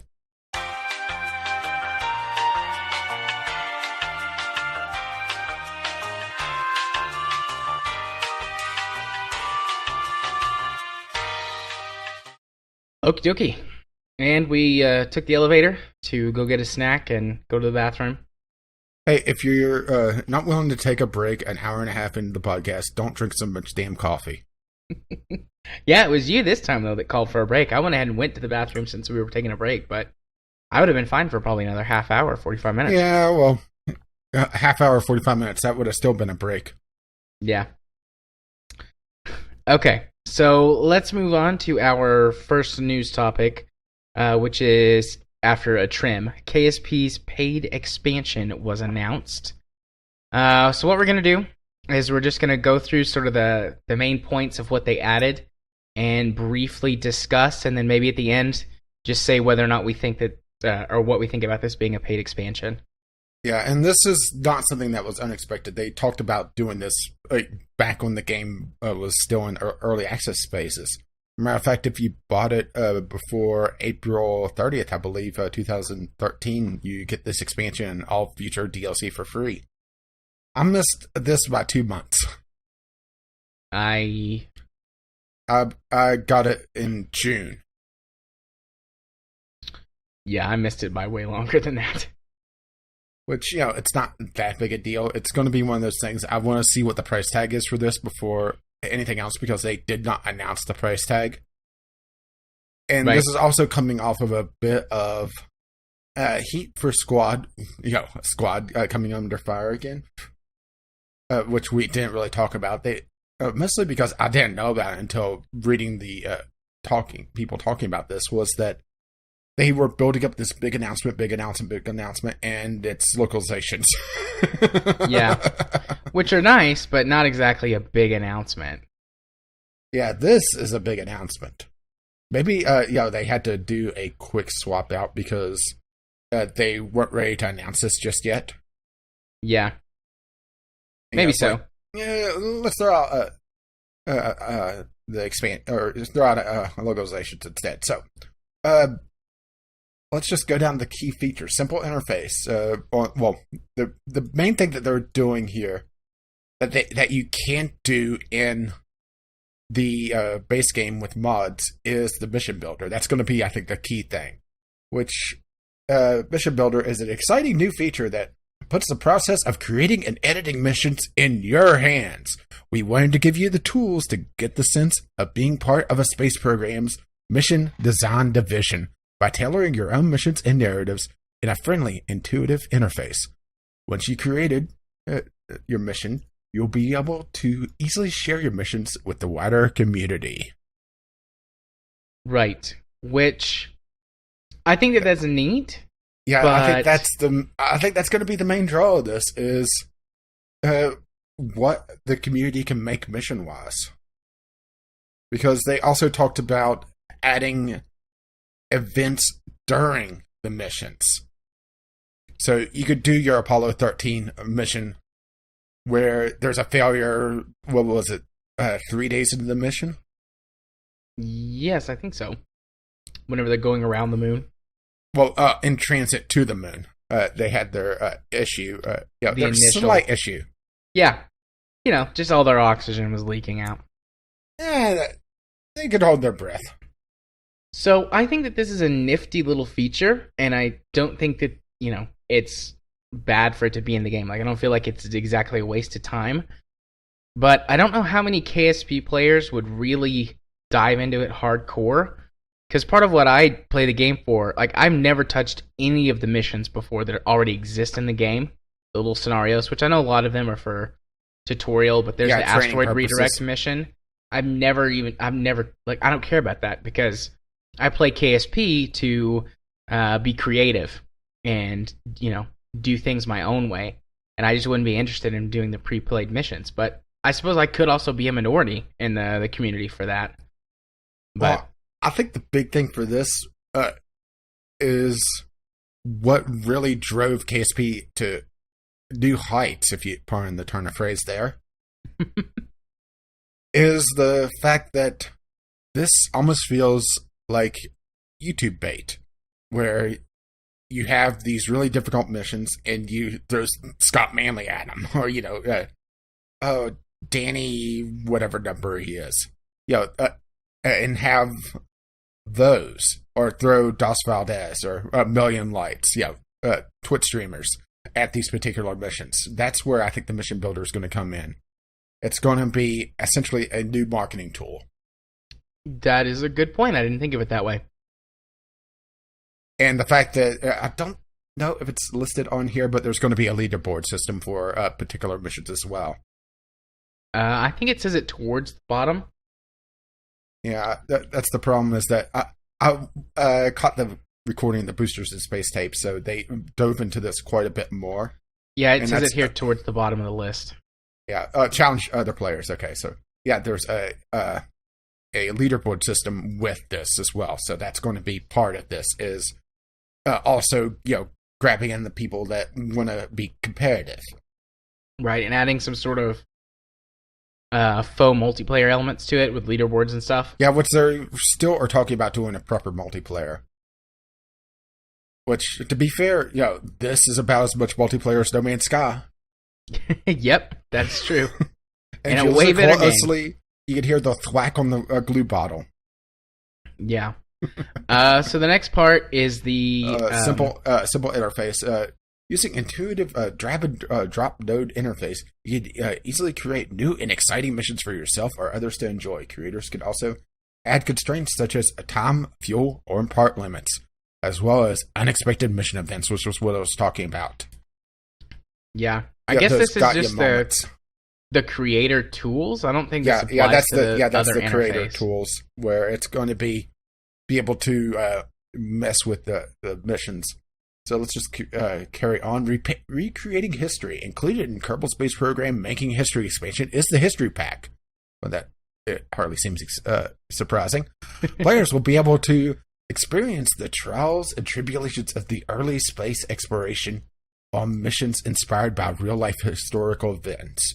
So this is essentially a base version of Apollo 13. Let's just keep throwing Apollo 13 at this, because that's the big one that everybody thinks about when they think of space missions, or the Apollo program in general. The Gemini program have all those particular missions in the base game with a leaderboard system, essentially. Yeah, and there's a little bit more on that up above. Let's see. Where I skipped to key features. Yeah, it says the History Pack, which are pre-made missions for you to play immediately. You will have the opportunity to relive historical missions from humankind's own space history, all with that unique Kerbal Space Program twist. So you don't feel bad whenever Neil Armstrong slams into the surface of the moon. Neil Kerbstrong.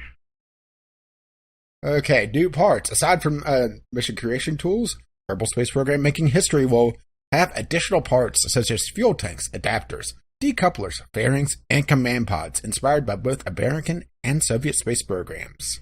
So I'm all for new parts, but aren't there mods that already do this? Well, here's the thing that is going to be the big catching point with all this, and I'm going to wrap up with my thoughts on the overall expansion at the end of this. But a lot of this, you're going to sit down and think, wait, there's a mod for that. The only thing that they could do in this expansion that you can't do in a mod is the mission creator. And there are mission packs out there, but they're a lot harder to make. Right. And it feeds into the mission system, where there's a chance that they'll pop up. This sounds more like the pre-baked missions that they have in the game already. This isn't part of the sandbox mode or the career mode, where you're going into a particular mission set where it's giving you your... it may throw you into the rocket design depending on the mission, but it's more the mission system instead of... or the tutorial mission system, instead of the game mission system that's already in the game. Right. So, next one. Kerbal Personal Parachute. Your astronaut will now be able to be safer in case of imminent disasters with an all-new personal parachutes. So next time Jeb is in trouble, and all systems are failing, you can simply eject him and activate his parachute. Then you just have to hope that there's an atmosphere to slow him down. Once again, mod. Is there a mod that actually does this already? Because I've never heard of a mod that does this. Okay. Granted, my personal rule was that I never used it on a spacecraft. I only used it on airplanes because it usually made more sense that that the pilot would have a parachute already on, because usually it was the command pod itself had the parachute, right? And that's what need to eject. And yeah, because that's what the giant tire or on the top of the Saturn V was to pull the capsule away from the rocket to let it come back down. Yeah, the launch escape system. So that's that was my own personal rule for whenever I was playing KSP, was that the pilots was the ones that was able to eject. And here's the challenge your friends with the leaderboard system, and that's really all the expansion is.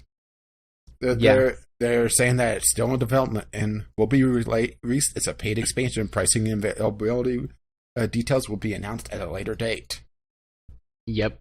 It feels very, very bare bones, at least whenever they go over the key systems. The main thing, I think, is going to be what they do with that mission creator and what they have.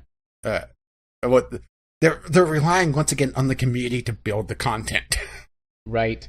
Because they already said that there's going to be it's not going to use Steam Workshop, I imagine, because of they have a Steam version and a non-Steam version. Man, I would love it if KSP got Steam Workshop integration. That would make mods so much easier. I mean, there's several mod tools that help. Well, here's the thing, is that the Steam Workshop is a double-edged sword to begin with, because I would have lost my current RimWorld play if I was using my Steam version. Or I basically grabbed RimWorld and I pulled it out of Steam, and I'm running it as a non-Steam version, essentially. Because one of the key mods I'm running actually deleted itself from the workshop, and it would have deleted my copy of it, and it would have killed my save. Oh. So the Steam Workshop is a double-edged sword. But they're going to be doing their own proprietary version of the Steam Workshop if everything that I've read about is accurate, and what the speculation is on Boosters at Space Tape, because I have caught their recording and seen them talk about it.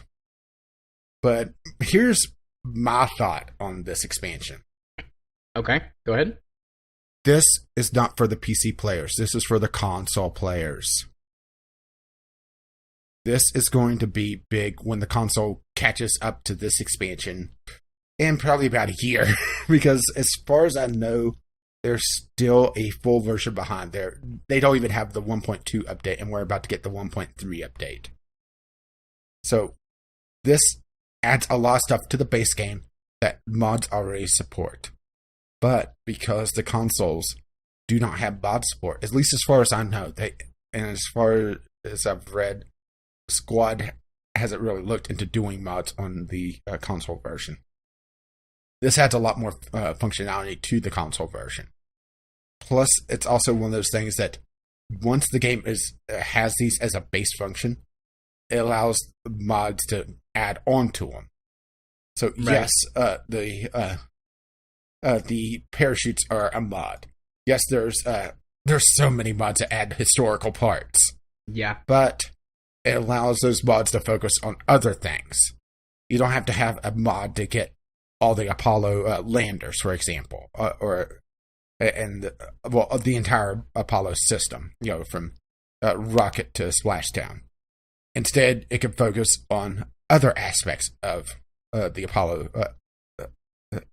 era. It could focus on the rovers. It could focus on concepts.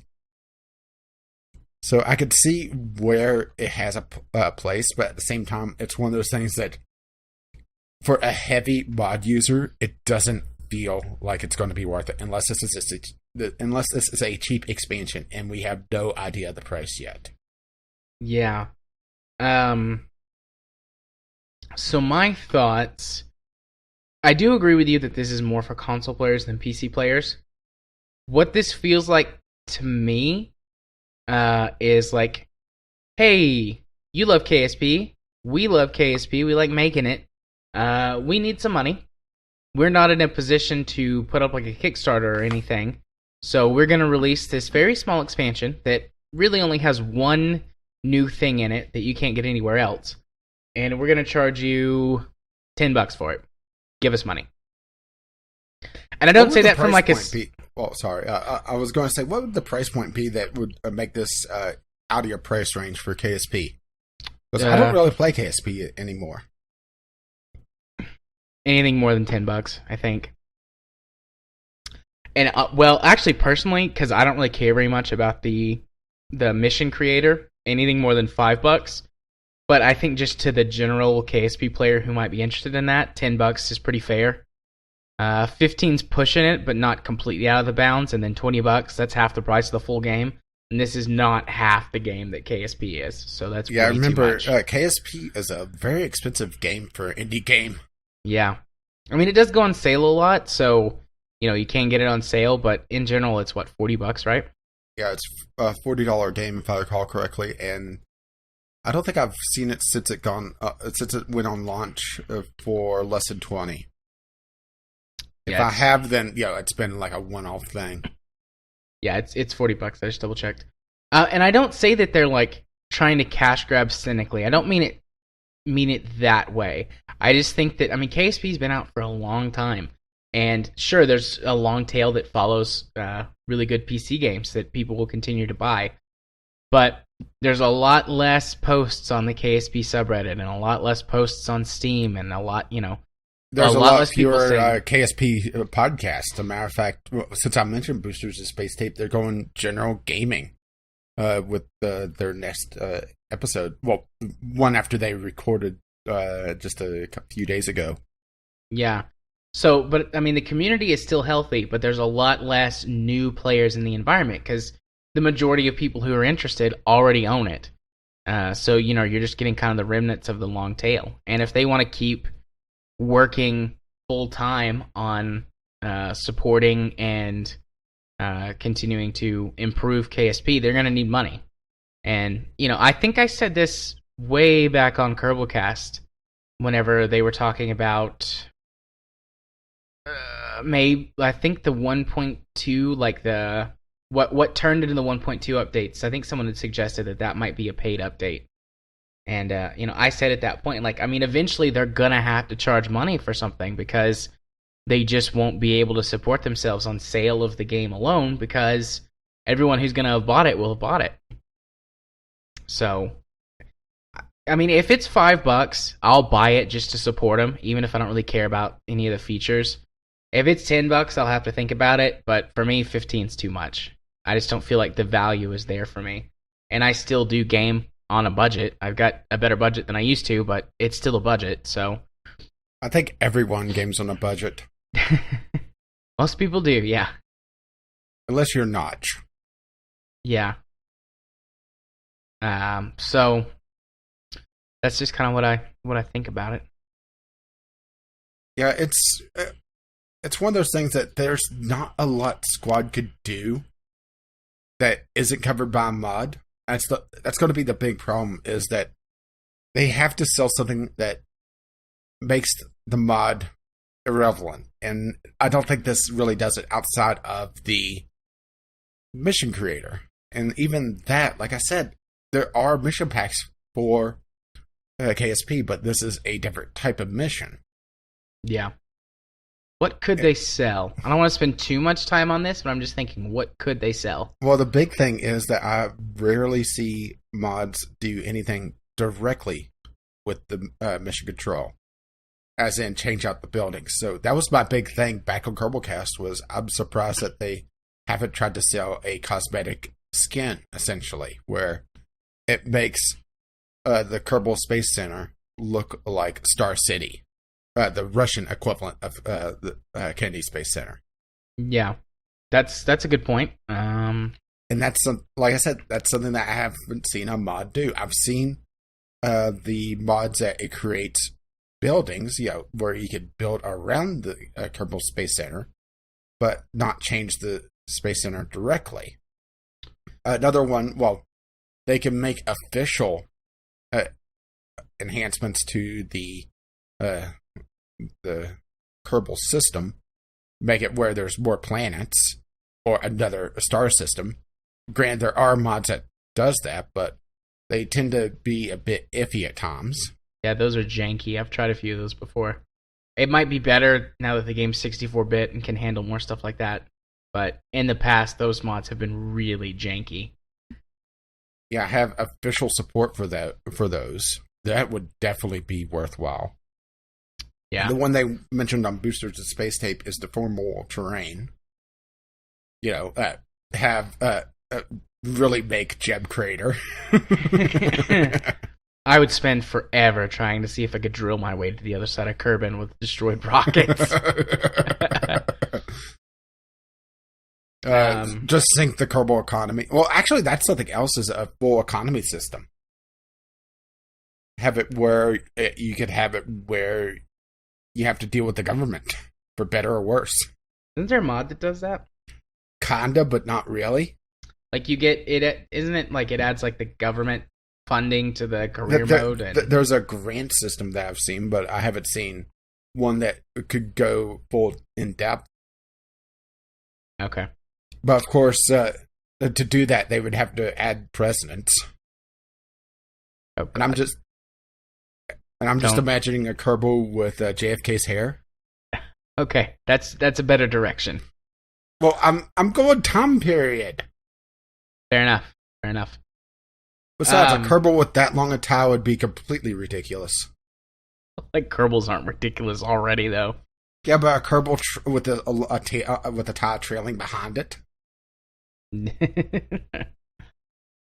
Oh. Okay. Yeah, like I said, I didn't want to spend too much time on that. We are on a bit of a time crunch this week, so to do a quick turnaround. But true. I just was thinking, like, what could they actually sell us? Besides, we have to respect our heritage, you know? Yeah, totally. So, okay. Well, we will probably revisit this again once, perhaps with less time, when they announce the price, to either praise them or gripe about it. But we'll have to see when we get there. So, speaking about our heritage, is it time to bash Ubisoft? Oh, yeah. It's time to bash Ubisoft. For Honor's Treadmill. So, this stems from Reddit, essentially, where someone sat down and did the math to completely unlock all of For Honor's cosmetics and gear, because it's mixed in together, where the gear in For Honor gives you stat boosts. And, well, those who don't know, For Honor is essentially a mixture of a fighting game and a MOBA. Well, really, depending on the mode. And it's had some mixed reactions with the community. Yep, so let's just start with the big numbers. So in order to buy everything for every character, the math whizzes that put this together said that you would need to buy 7.32 steel packs, $100 steel packs, which contain the most amount of currency, which basically you'd have to buy 8 because you can't buy 7.3. So $800 in order to get enough to get everything, valuing everything in total that you could purchase at $732.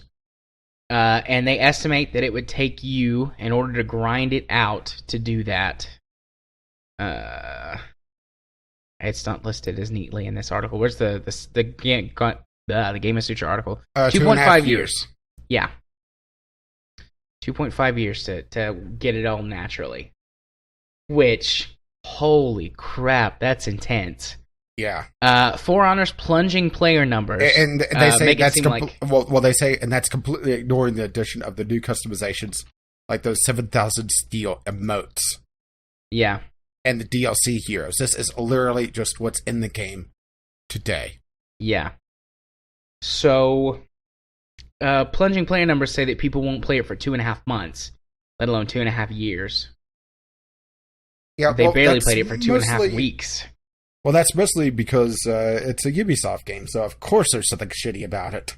This time around, it's matchmaking, just throwing people together, And the fact that it's peer-to-peer, so you've had people DDoSing other people to knock them out of the game.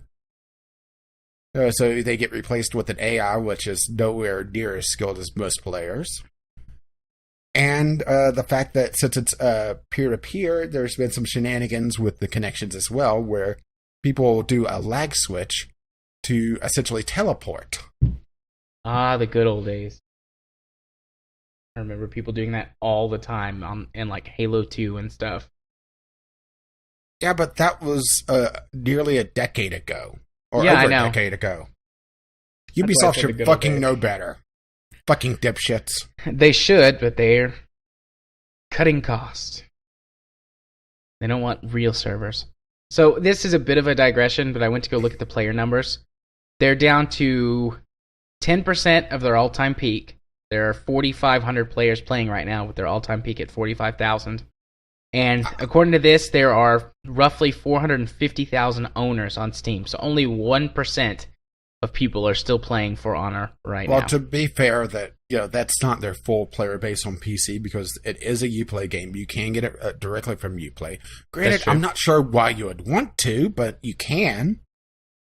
Well, I guess to be fair, if you bought a code from like Amazon or something, it would be a Uplay code, not a Steam code. So there'd be people like that. But yeah, it's not their full player base, but at the same time, those are getting to be dangerously low numbers for matchmaking. Assuming that matchmaking was going to be good to begin with, because the main thing about matchmaking for that game, I know this is a huge digression, but it kind of ties in to the overall, people aren't going to grind that long to begin with. I know where you're going with this, but I'll let you continue. Is the fact that the matchmaking, didn't go that long until they start just throwing people together. It has a very, very short timeout on it before it just goes to general matchmaking. And there's been a lot of people complaining about this. Yep, because gear matters in the kind of the main mode that they've pushed big time with the so marketing. Much. Yeah, the 4v4 sort of MOBA-esque mode. I can't think of the name of it right off the top of my head, but it really doesn't matter. That mode, your gear score matters, and you can have people who can be 2 or 3 times as powerful as you if they've either spent a ton of money on gear or spent a ton of time playing to grind it out. So, where the game or just shines, got lucky. That's the other thing, is that they could get lucky. Where the game shines the most is in the 1v1 and the 2v2 modes, but nobody plays those, according to what I've heard. So they made a lot of mistakes. I'm really glad that I didn't buy For Honor. Instead, I chose to buy Halo Wars. Well, remember, during the beta, before I got annoyed with getting just matchmaked against people that were no life in the game and just would decimate me. Yeah. And I would just get one shot, that's pretty much. Yeah. I was looking at the store and I was saying, I see a lot of places for microtransactions here. I wish I wasn't this cynical. But turns out, I was fucking right. Being a cynic pays off. I was, as I am, a little bit more optimistic, but in that position, I was like, yeah, it all comes down to how much they give you versus how much you have to pay for with the microtransaction system. Yeah, which it's very clearly not fair. Very clearly not balanced. Well, okay, at all. Let's go to the other side of the coin here, because we record usually on Tuesdays. Just by happenstance, we recorded on Wednesday this week because Jared was a little cranky and needed to have his nap. I needed my nappy. I was very tired. So we got to see Ubisoft's response. And their response is, we never intended for players to unlock everything in the first place. Bullshit. Well, I'm not gonna completely cry bullshit on that one. They might have been like, for the average person, it's like, okay, we expect this person to play 1 or 2, maybe 3 characters tops.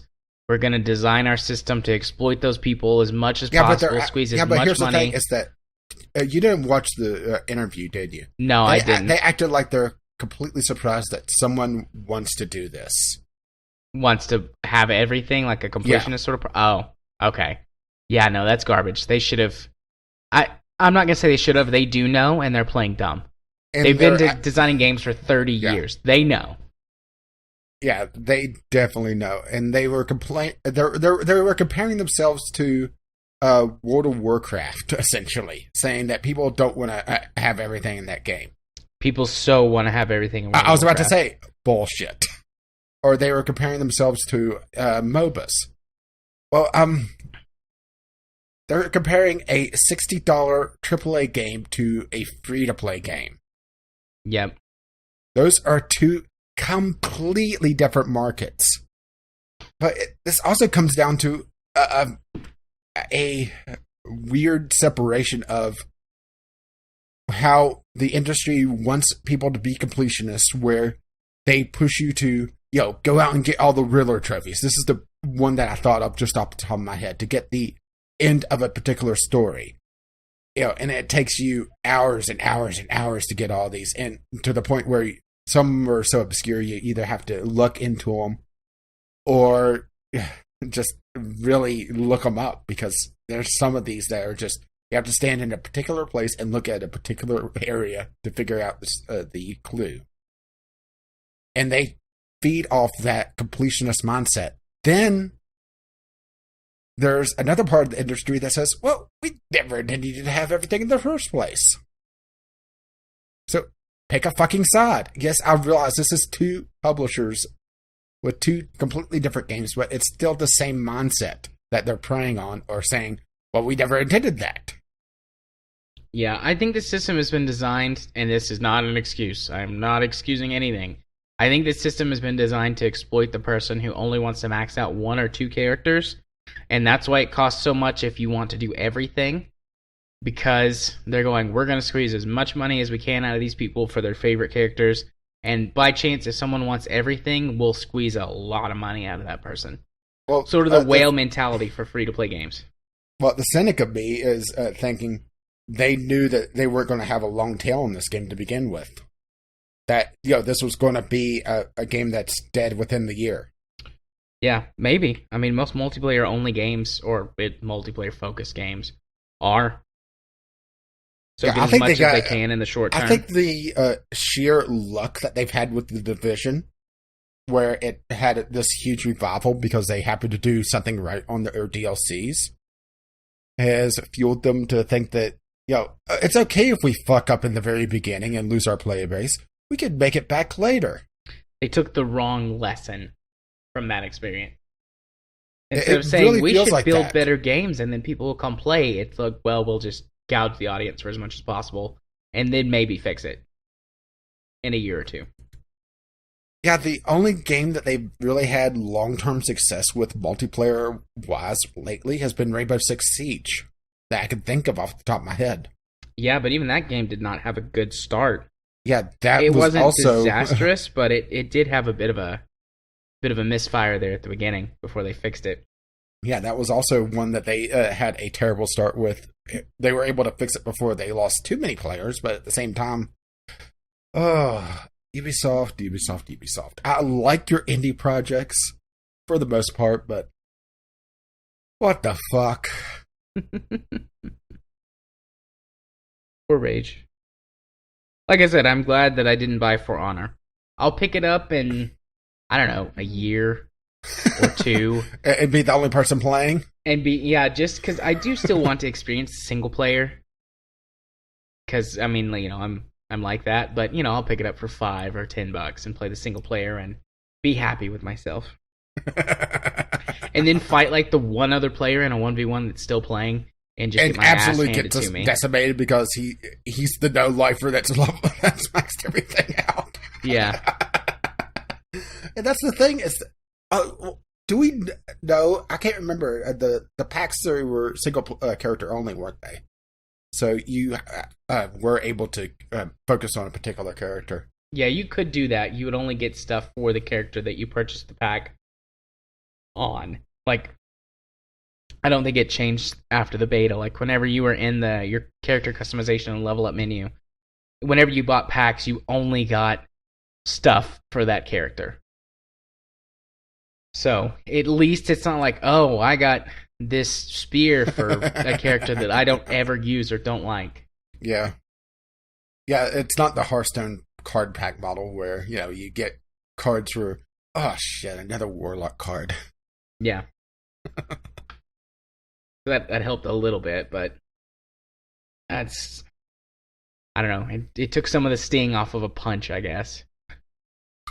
Yeah, they just slapped you with the open hand. They didn't hit you with the closed fist. Right. Yeah, it's just really, really shitty overall. They've completely mishandled For Honor, just in general. Yeah, I think so too. Which is really sad because it's a great fighting game underneath all of that garbage. The question is, what lesson are they going to take away from this? Well, yeah, that's a question. The biggest question I have is, did Ubisoft force this onto the developer, or was the developer being greedy? Was the Pirate King trying to steal our treasure? I guess we'll never know. Probably not. Oh, Ubisoft. Alrighty. Well, let's move on to our community corner. Before we do, I should probably refill my water because I've ran out.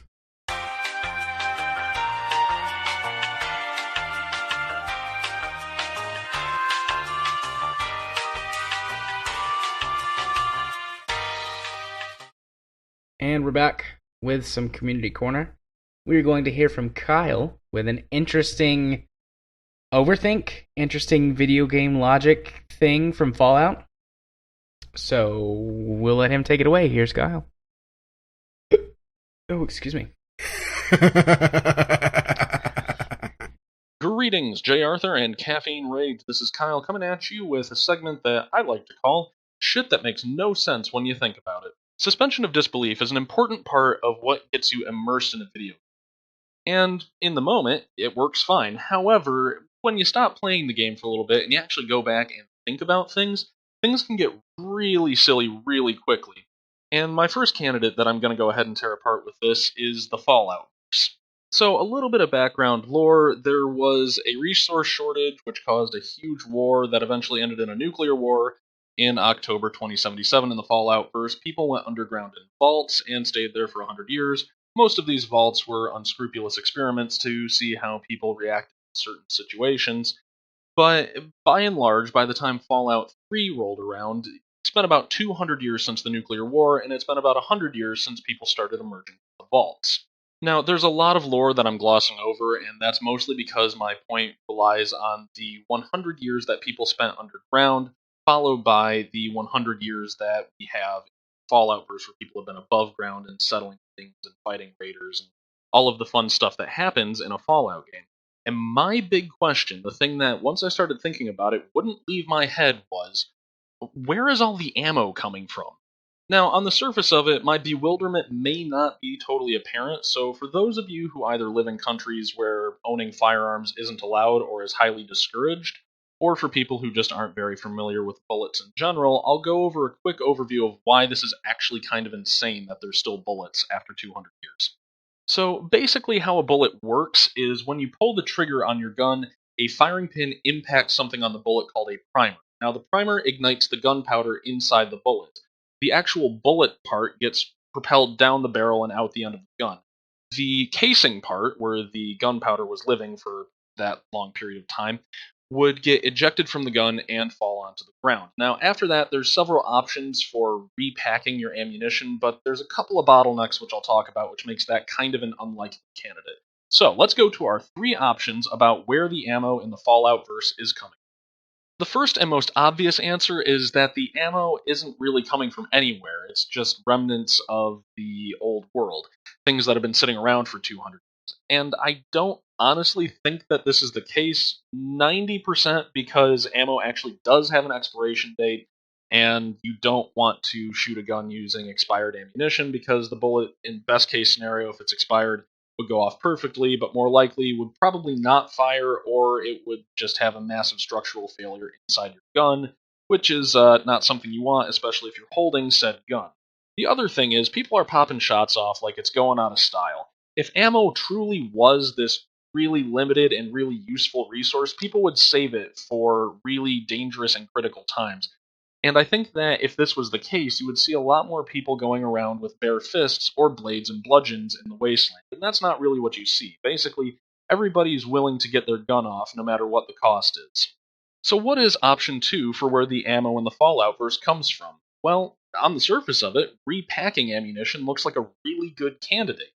A brief definition of repacking is taking the shell casing, that was the thing that was housing the gunpowder, and essentially refilling it with gunpowder and putting a new bullet on top of it in order to make it a new viable round of ammunition. This can actually extend the life of a shell casing well beyond its first firing to another 5 or 6 firings after that. Beyond that, you start running into the structural problems of the casing has been structurally compromised, and you run the risk of actually blowing the gun up by firing. So this could, in theory, extend the life of all of the ammunition in the Fallout verse by several more firings. However, I don't think this is a likely candidate for where the ammo comes from. The repacking theory kind of falls down at the first hurdle unless there's some kind of home cottage industry that we haven't seen up until this point making the ammunition, because essentially you need to get all of the materials for a new bullet except the casing itself.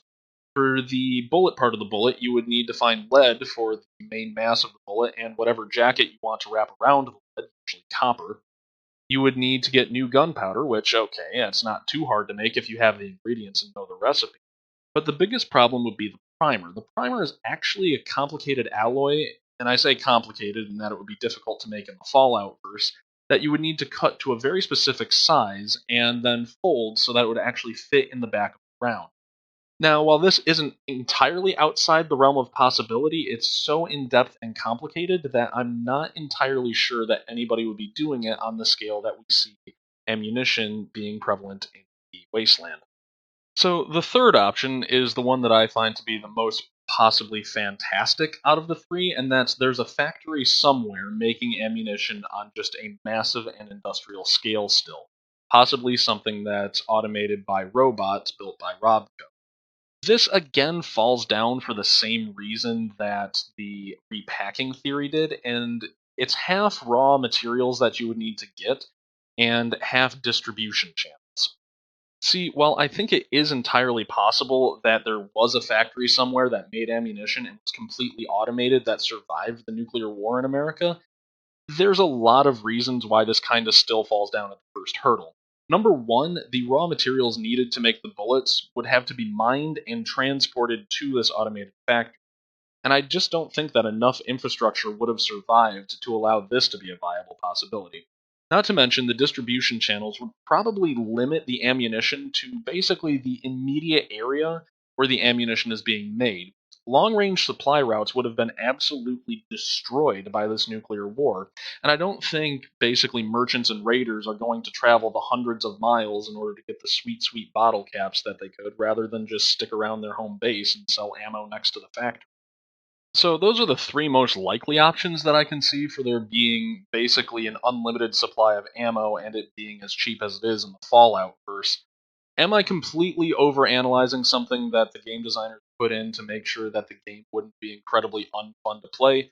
Absolutely I am, but it's the kind of stuff that once you start thinking about it, you really can't stop thinking about it, and this is the kind of shit that makes no damn sense when you think about it. Anyways, I've been Kyle. I hope y'all are having a good night. And that was Kyle, ladies and gentlemen. So this is going to be, I think, interesting. You said that when we were pre-gaming that you had a rebuttal to Kyle, so I'll let you go first, Rage. My rebuttal is Fallout New Vegas. Okay.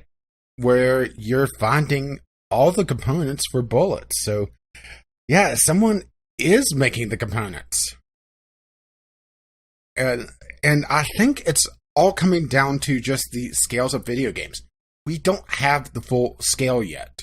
You go to a city in really any game, and you don't see what the full population would be in those cities. And I think the same thing is happening in Fallout, where it's a representation of the population, where it's the sample size, essentially. Right.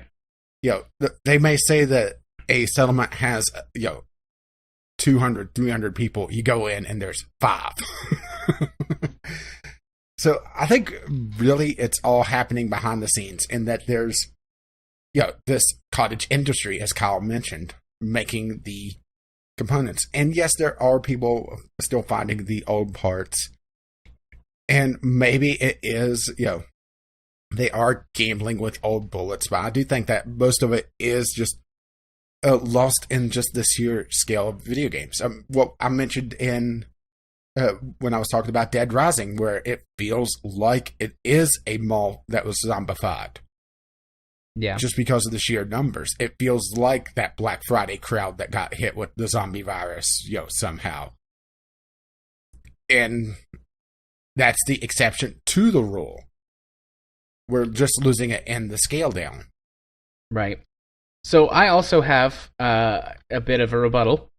The primary weapons that raiders use tend to be, particularly in Fallout 4, less so in Fallout 3, but Fallout 3 and previous games didn't have a lot of these weapons. I think they just didn't have the space to put them in. But the most recent Fallout game, lots of enemies use revolver-type weapons.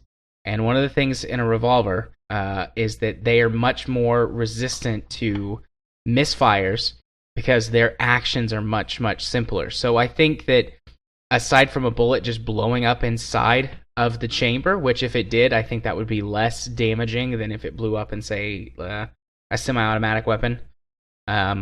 Revolvers have just a much higher tolerance for that sort of round.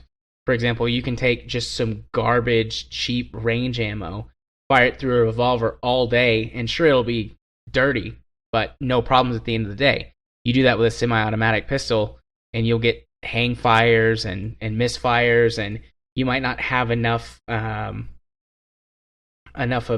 pressure for the gas-operated slides to work, so you won't get rounds loading properly in the chamber, that sort of thing. So I think that the primary weapons referencing raiders and kind of your average everyday person are using are a lot more resistant to poorer quality ammunition.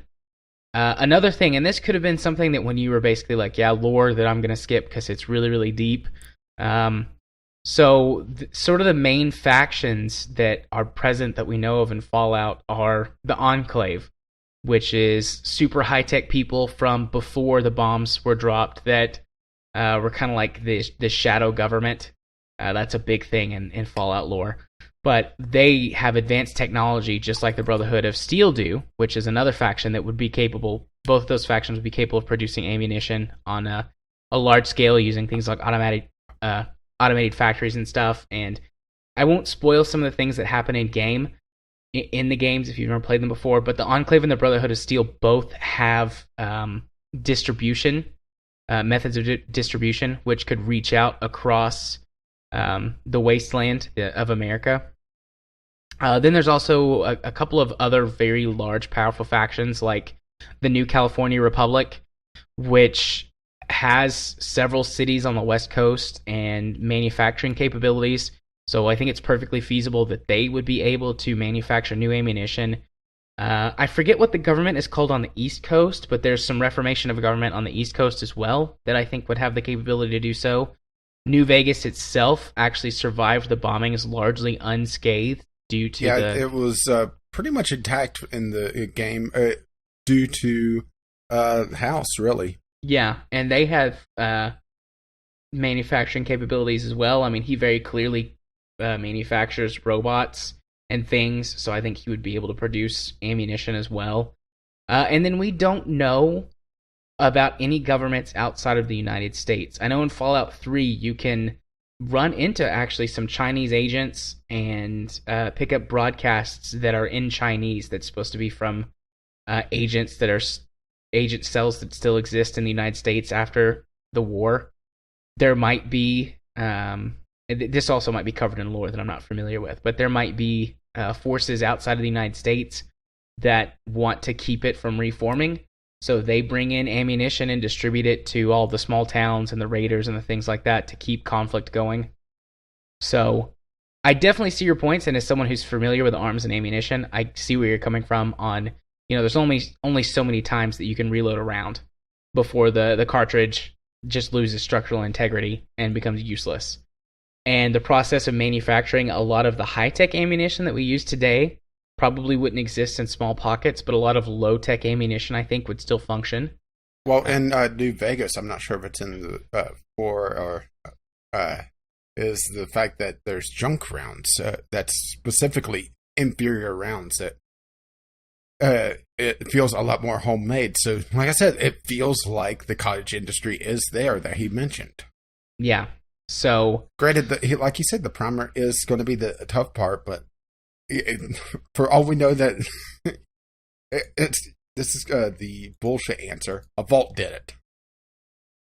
Actually, that could be possible. Certain vaults had manufacturing. I mean, all vaults had a certain degree of manufacturing capability, but some vaults had more than others. A vault could easily supply an area. I know it's a the bullshit a wizard did it answer of the Fallout universe, but quite literally, some vaults were designed to have just a massive amounts of weapons and no locks.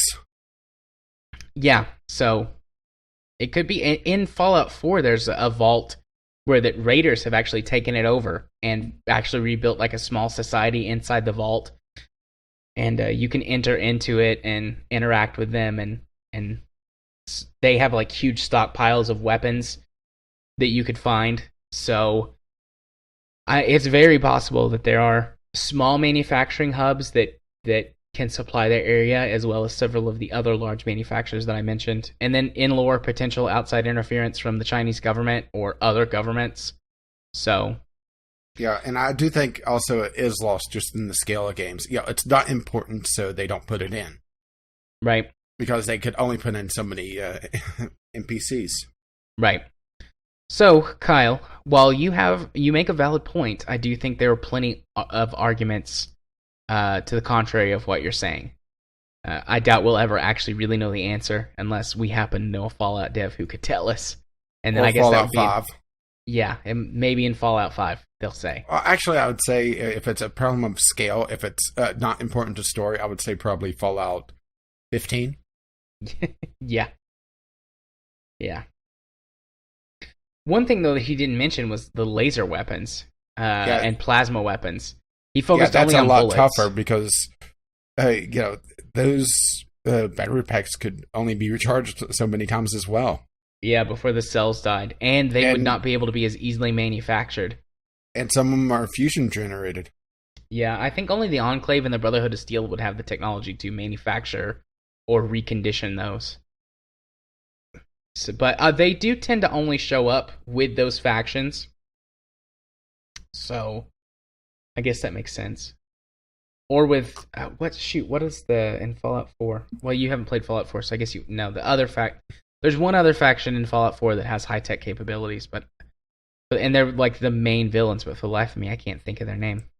Yeah, and I think one of these things is that it only takes a few raids to start to build up a strong stockpile of ammo if you're focusing on trying to get ammunition. Yeah. And the thing is also, if it's these high-tech factions that are going in and bringing ammo with them, who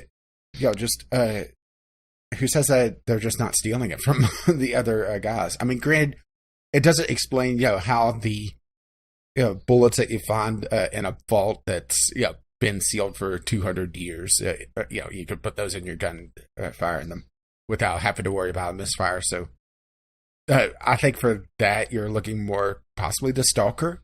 Granted, I haven't gotten a chance to play it yet. That's in my backlog. But it's kind of funny that he mentions bullets, and one of the big things in the early game of Mad Max is actually setting up a way to manufacture black powder to make bullets. I'm actually looking up. I don't know this. I'm looking up how long the shelf life is for gunpowder. And I think it also really depends on how it's stored. If it's just in a desk drawer somewhere that's flooded, that's likely ruined. Yeah, I mean, or with a lot of moisture in the air, I guess I should say, because obviously, Well, I don't know. Bullets would be airtight, or pretty much. Modern ammunition is pretty resistant to liquid. I suppose if you left it submerged for long enough, there might be a chance that the liquid, at least if it's just something like water or something, might. But as far as I know, modern gunpowder and ammunition is very resistant to water. Just water in general. Rifleshooter.com. How to determine gunpowder shelf life. This will be interesting. Oh boy, here we go. Let's see. I'm scrolling. Do they have anything on fusion cells? So it looks. I do know that you probably shouldn't lick the terminals of a fusion cell. Probably shouldn't do that. No. So it looks like if ammo is properly stored in a dry, relatively cool environment, and it's high quality ammunition, it can last for 70 or 80 years. This article is saying that they purchased some vintage rounds to fire through some old World War I and World War II guns, with the ammo being 70 to 80 years old, and they had no misfires or other issues with the ammunition itself. So that's probably like top of the line ammo stored in perfect conditions would last for, let's say, 80 years. Well, here's something else that I just thought of. All right. You're usually, whenever you're finding ammo in just random loot, you're not finding like a box of ammo. You're finding just a few bullets, aren't you? Most of the time, yeah. Occasionally you find find those are large just amounts the of good ammo. rounds?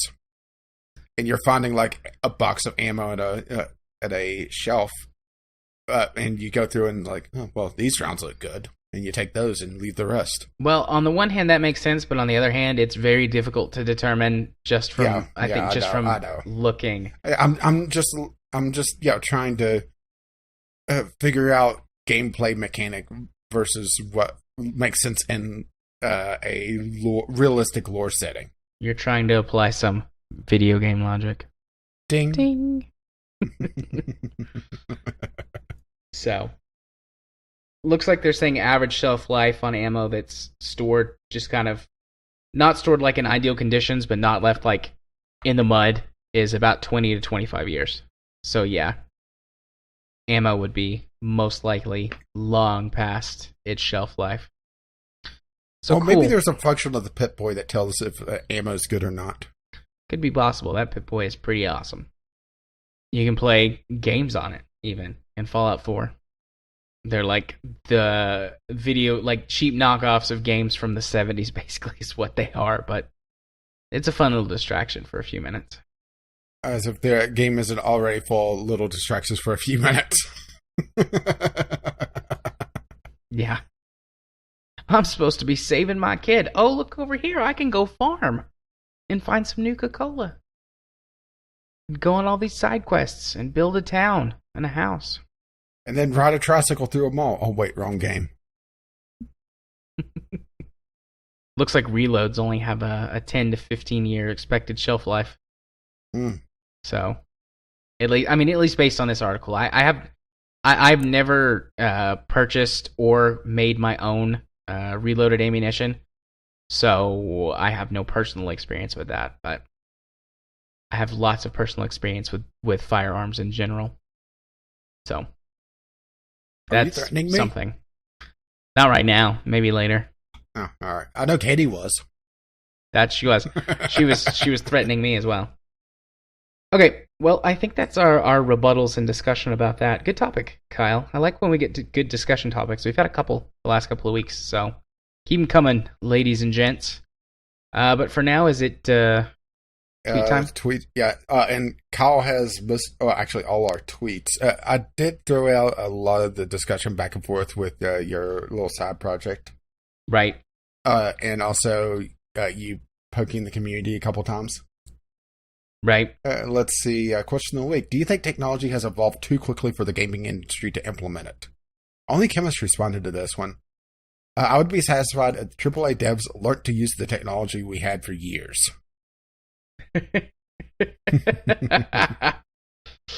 Sick burn, Chemist. Sick burn. And then Kyle has our two tweets. He mentioned for their Minecraft server. He's gauging interest on whether there should be a weather fight on the server. I know some of these words. Wait. Where's that tweet? Did Kyle tweet it directly, or did he tweet it at someone? He tweeted it at VGL. Okay. He's gauging interest in a wither fight, whatever that is. And then he also mentioned, what do you think of Mass Effect Andromeda means for BioWare, considering the EA business model? Oh, Mass Effect Andromeda. This is such a messy topic right now because, holy shit. I think we should hold off on talking about Mass Effect Andromeda. Not because I don't, I'm genuinely interested to talk about it because I love Mass Effect and I've been following this. But there's still a lot of stuff that's, actively taking place. Yeah. And I'd like to kind of be able to take at least most of it into account before we talk about it. Yeah. I will say this, that BioWare hasn't done themselves any favors with Andromeda. I think that's a fair thing to say, don't you? Yeah, it certainly seems that way. And I don't know who their facial animator lead is, mostly because the person that claimed to be that, they kind of weren't, and they drew a lot of fire on themselves because, hey, the internet's pissed off because of the facial animations. I'm going to say I'm the lead of that and not get any flack whatsoever. You dummy. I don't understand why people are so upset about the facial animations. I don't think they're that bad, and Mass Effect always had weird facial animations. The thing is, I think it's that they don't match the tone of the conversations going on. That and most of what I've seen, people showing off how weird the facial animations are with the default female character who looks goofy on her own. Yeah. But there's these weird smiles and okay.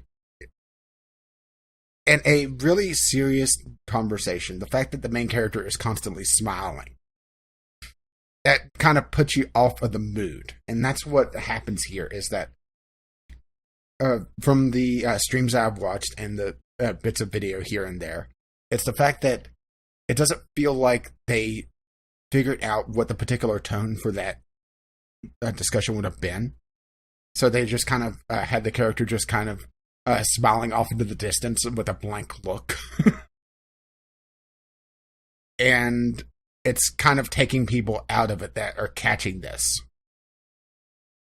I think that's where a lot of the flack for the facial animations are. That and just the generally goofy look of the main female character default. Fair enough. I've seen some of that, and I don't get the same weirdness, but maybe... maybe it's just where it's starting to approach the uncanny valley, and you have this certain expectation of a voice actor giving this line and how they would look, and then this disconnect of how the character has the animations going off. Right. That could be it.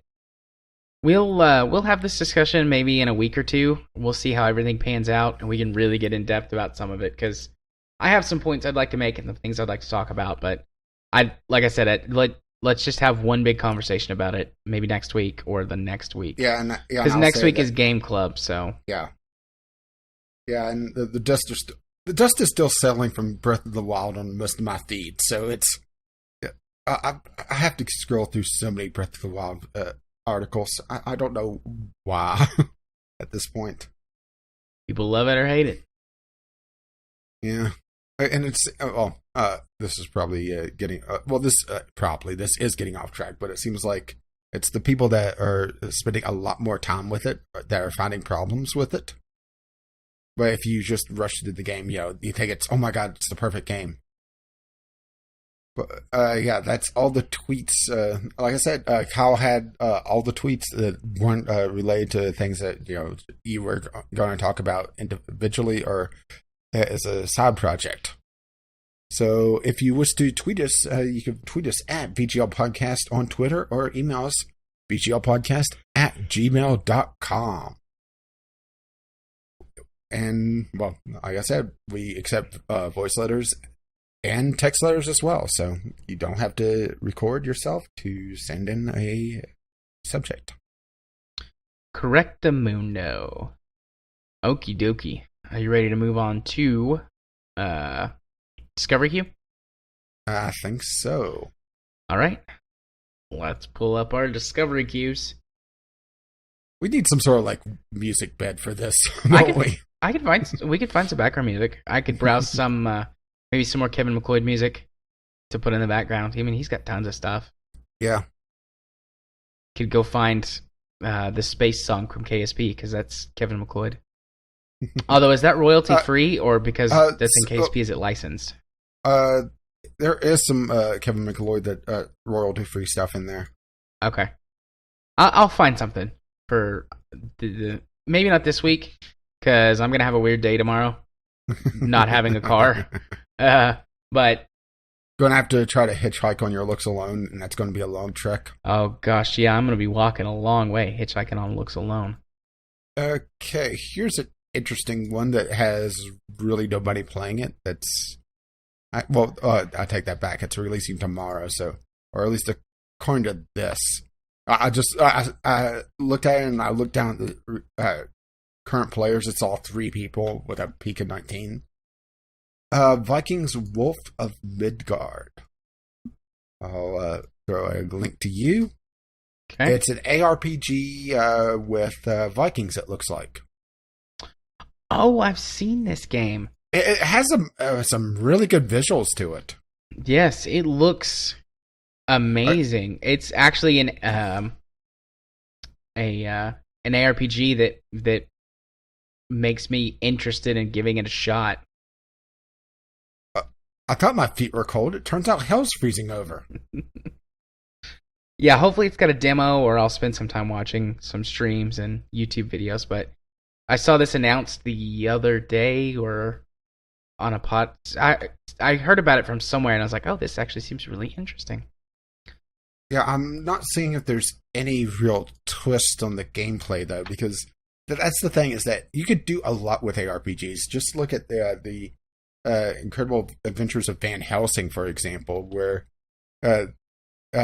they have it where the individual weapons have different combat styles. Yeah. Or Victor Vron, where it was more movement based, where you were moving and dodging around. So there is quite a variance of ARPG out there, and I'm not seeing if there's any particular hooks on this outside of just being Viking Norse mythology, which is just is good enough. Norse mythology, yeah, good enough. Okay, so I found one that's truly terrible. Do we want to put the truly terrible ones in the show notes?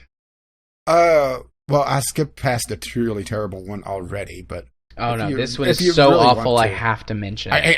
I've done it before, so yeah. Okay, so this game is called Running Through Russia.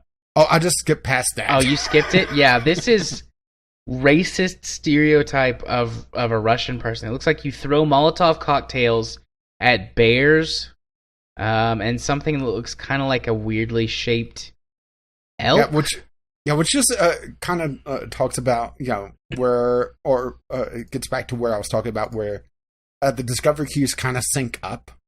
Yeah. And it says it's available December 29th, 2048. So either that's some kind of weird joke or a mistake.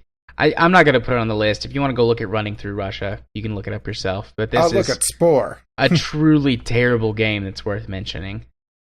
I got the Spore cute... cuddly and cute creatures pack. No, thank you. Huh. This looks interesting. I'm getting a lot of stuff that's nope.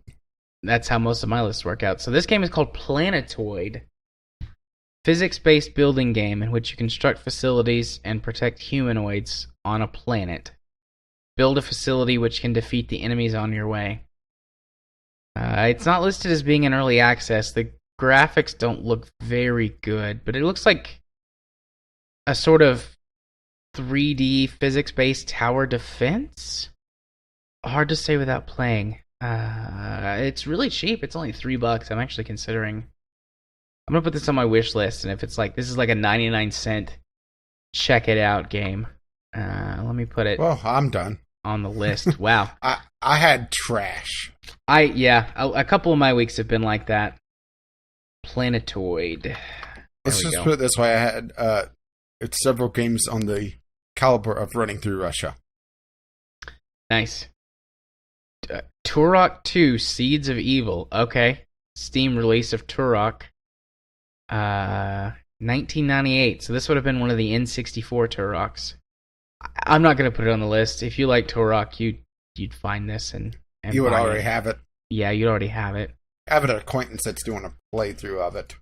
Turok's not a bad game, but I just was never a big fan of Turok. I played Turok way too young as a kid, and it scared me, and I had nightmares, and that kind of scarred me going forward in life. Well, this explains a few things. Yeah, because my parents didn't know jack about video games, so it's like, oh, it's a dinosaur video game. And it scared me to death as like a 7-year-old. Yeah, I never played the Turok games. Lightspeed Frontier. So it's a space voxel-based building, and there's been a lot of these here lately. Yeah. I mean, this doesn't look unique or interesting in any way other than it's another one of those space-based voxel games. So I guess if you're into that, look up Lightspeed Frontier, but it's in early access, and it doesn't look very special, so I'm honestly not going to put it on the list. Worth talking about, but not worth, I don't think, recommending. What? These are supposed to be recommendations? Here's the early access survival game. Don't want one of that. Ty the Tasmanian Tiger 2. I guess I'm at like the retro portion. And now the retro portion of your Steam Discovery queue. Because this is another remaster. I think. It Isn't looks that like supposed a remaster. to go into early access? Because I think the first one that they put on Steam went into early access. It is early access, yeah, for $10. I don't know why you'd buy this at all. If you liked Ty the Tasmanian Tiger, I guess. VR space shooter. I've got VR marked whether they shouldn't show up on my discovery queue. So all it says is available Surprise. Q1 2017. That's just garbage, not even worth mentioning. And well, this was a bad week for the discovery queue. All right, this is my last one. Huh. This looks interesting. Odyssey, the Next Generation Science Game. Enchanting and innovative science adventure game help Kai and her family escape their captors on Wretched Island and learn the history of astronomy, mechanics, and scientific reasoning as you explore the island and solve puzzles along the way. Interesting. This looks really cool. I'll drop you a link and then I'll put it in the in the show notes. So maybe not a total loss after all. Yeah, that actually has some really good graphics on it for an indie game. One designed to appeal to kids and adults alike with a rich world and story to explore, and educational content intrinsically linked with the narrative. This would be... I wonder if this is a sort of a new take on the edutainment game. Looks like it should be about halfway through its early access run as well, according to the store. They were saying 2 to 4 months, and it released about a month ago now. Yeah. This is neat. I'm going to put it on my wish list and see if there's like a rating for what age they recommend for kids. But this might be an interesting and fun game to play with King. The screenshots have got some very, very striking and beautiful visuals and some neat scenery. The puzzles might be a little above his age range, though, but I mean, there might be some that are more geared towards smaller children. This looks cool. I like it. That looks really interesting. And this is why we have the discovery queue. What was Odyssey, the Next Generation? I'm just going to put Odyssey in the notes. I'll go ahead and put the full name. Okay. Because I think, if you just search Odyssey, you get so many games that's not this. Yeah, fair point. As a matter of fact, Odyssey, the Next Generation Science Game is not even the top 5 if you just search Odyssey. Okay, I copied the whole title, and there's the link to the store page. So, yeah, I had 2, you had 1. That's pretty on par. We usually have 2 or 3. Yeah, but usually I'm the more lenient. Yeah, you also get better games than me because I've been through so many Discovery Queue games.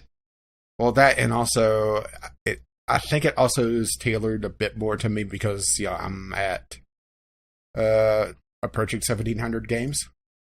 Yeah. Granted, a lot of my games are indie trash.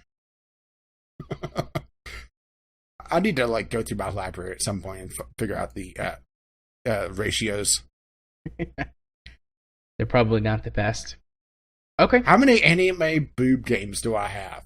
Turns out a lot. Is it probably more than me? Jared. Probably. I probably got 20, maybe 25. I got a review copy of a game called Bloody Boobs. Oh, I've seen that game. That's not an anime boob game. That's just a really stupid, terrible game that doesn't have very many boobs in it. I don't know. I think there was a lot of boobs in the development team. Just not the type you want.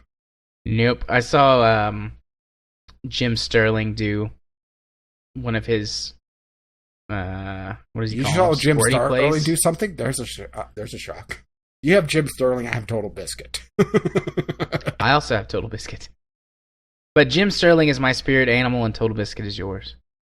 I'll just channel Total Biscuit. My spirit animal's Dexstar. You channel Total Biscuit's cynicism and rage. Call him the cynical Brit for a reason. Okie dokie. Well, that is Discovery Queue, which means it's time for us to start wrapping this up.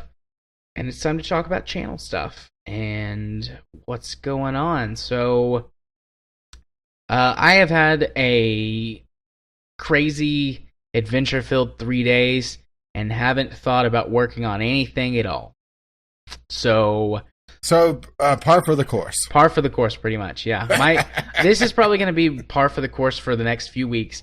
If I'll take just a minute to talk about now with some more concrete details on how the next few weeks are going to look. I mean, we're going to be putting offers on houses until we buy one, basically. So, this timeline is going to apply for the next, hopefully, only 30 or so days, but it might be 2 months or so. But regardless, once we get an offer accepted on a house, we're going to start our moving process, and we're just going to kind of do it gradually instead of moving, packing everything and moving all at once. So, I'm going to be pretty light on everything except podcasting going forward for the next, let's say, 6 weeks. And eventually nothing will happen except the podcast on my end. Because that last week, my goal is the week before we move. We do the podcast, I edit, I send you the stuff, and then I pack up my computer. And then we're going to have to, for 2 weeks maybe, hopefully not more than 2 weeks. So the episode that we record would take up one of those weeks, and then the next week would be either using Franken content, or if you want to get one of the B Team guys to host and you guys do an entire podcast and edit together, that's all on you guys for that week, because I won't even have anything set up, and I might not have internet at the house at that time. I'll just get a random text from you. I'm so bored. I will be for a little while. That was my number one criteria for a house, because we live in the boonies and we're moving to the boonies, so getting internet service is sometimes really difficult. And I was like, the house has to have internet. I won't consider it if it doesn't have. And when I say internet, I mean the best internet that is not satellite internet, because that stuff's just garbage. But high speed internet. Mm-hmm. And so all the houses that we looked at have internet access. Yeah, you don't want to move in. It's okay, here's your DSL modem that gets barely above dial-up speed. Nope. I would be able to hear you scream from here. So my channel is pretty chaotic anyways, but my channel, pretty much the only thing that's going to be regularly up there for the next few weeks is going to be the podcast. I'm going to try and get through a whole bunch of rendering on Divinity and kind of let that be what the channel's all about for a little while. But I honestly don't know. Today was hectic. We went and saw 5 houses today, and that doesn't and then my car broke down. But so I don't know what I'm going to be up to. The car's for the next little bit. You're not looking at a 6th house today. I'm done. at least we got through all the houses and then got back home, and I dropped Katie and King off and then was turning around to leave again. If it had broke down while we were out looking at houses, there would have just been tears and sadness. I would have gotten a text from Katie. I kind of killed Jared. I mean, it wasn't my fault that the car broke down. I didn't do anything. That we know of so far. I'm pretty sure I didn't do anything. So yeah, I don't know what's coming on my channel. Just watch it. If you like me, if you like my stuff, watch my channel. Stuff will be there as we go for the next couple of weeks. The podcast is my main shtick anyways. I've got a few ideas for podcasting things that I haven't fully put together yet. But we're not going to talk about this in depth yet because we need to actually have another conversation. But what Rage has been referring to is, what did you say? Your experiment or whatever? Yeah. Well, that's what you mentioned it on Twitter as, so. Yeah, that gave me some ideas for some other things to try, but right now is not the time to implement those. So there might be some other podcast experiments coming up in the next couple of 3 months, but I'm not ready for that yet. This is just like a little tease. And I've been trying to figure out how to put more Psychologist both into the show and into my YouTube channel. And I've got a big book. Hang on just a second. Right here next to me. It's called The Diagnostic and Statistical Manual of Mental Disorders, 5th edition. This book weighs about 8 pounds, and I could bludgeon a horse to death with it. And what I think I'm going to do... So it's almost as deadly as the original Game Boy. Yeah, what I think I'm going to do after the move, not before, there's no way I should start this project now, but is I'm going to go through the DSM, and on my YouTube channel, I'm going to explain every single mental health disorder that is in this book. Which is all of them. There are hundreds of mental disorders if I really want to get into the nitty-gritty of it. So are you going to try to tie them into video game characters? I've thought about doing that as well, talking about like explaining the disorder and then finding a video game character that exemplifies the disorder and use them for an example. That's been my idea. And I might bring some of that onto the show and run it on the podcast as a test bed. But like I said, right now is not the time to start that. But in like, I don't know, 2 months will be the time to start that. So I'm going to run this by as like, what does everybody think about that? What do you think about that, Rage? That sounds interesting. Yeah.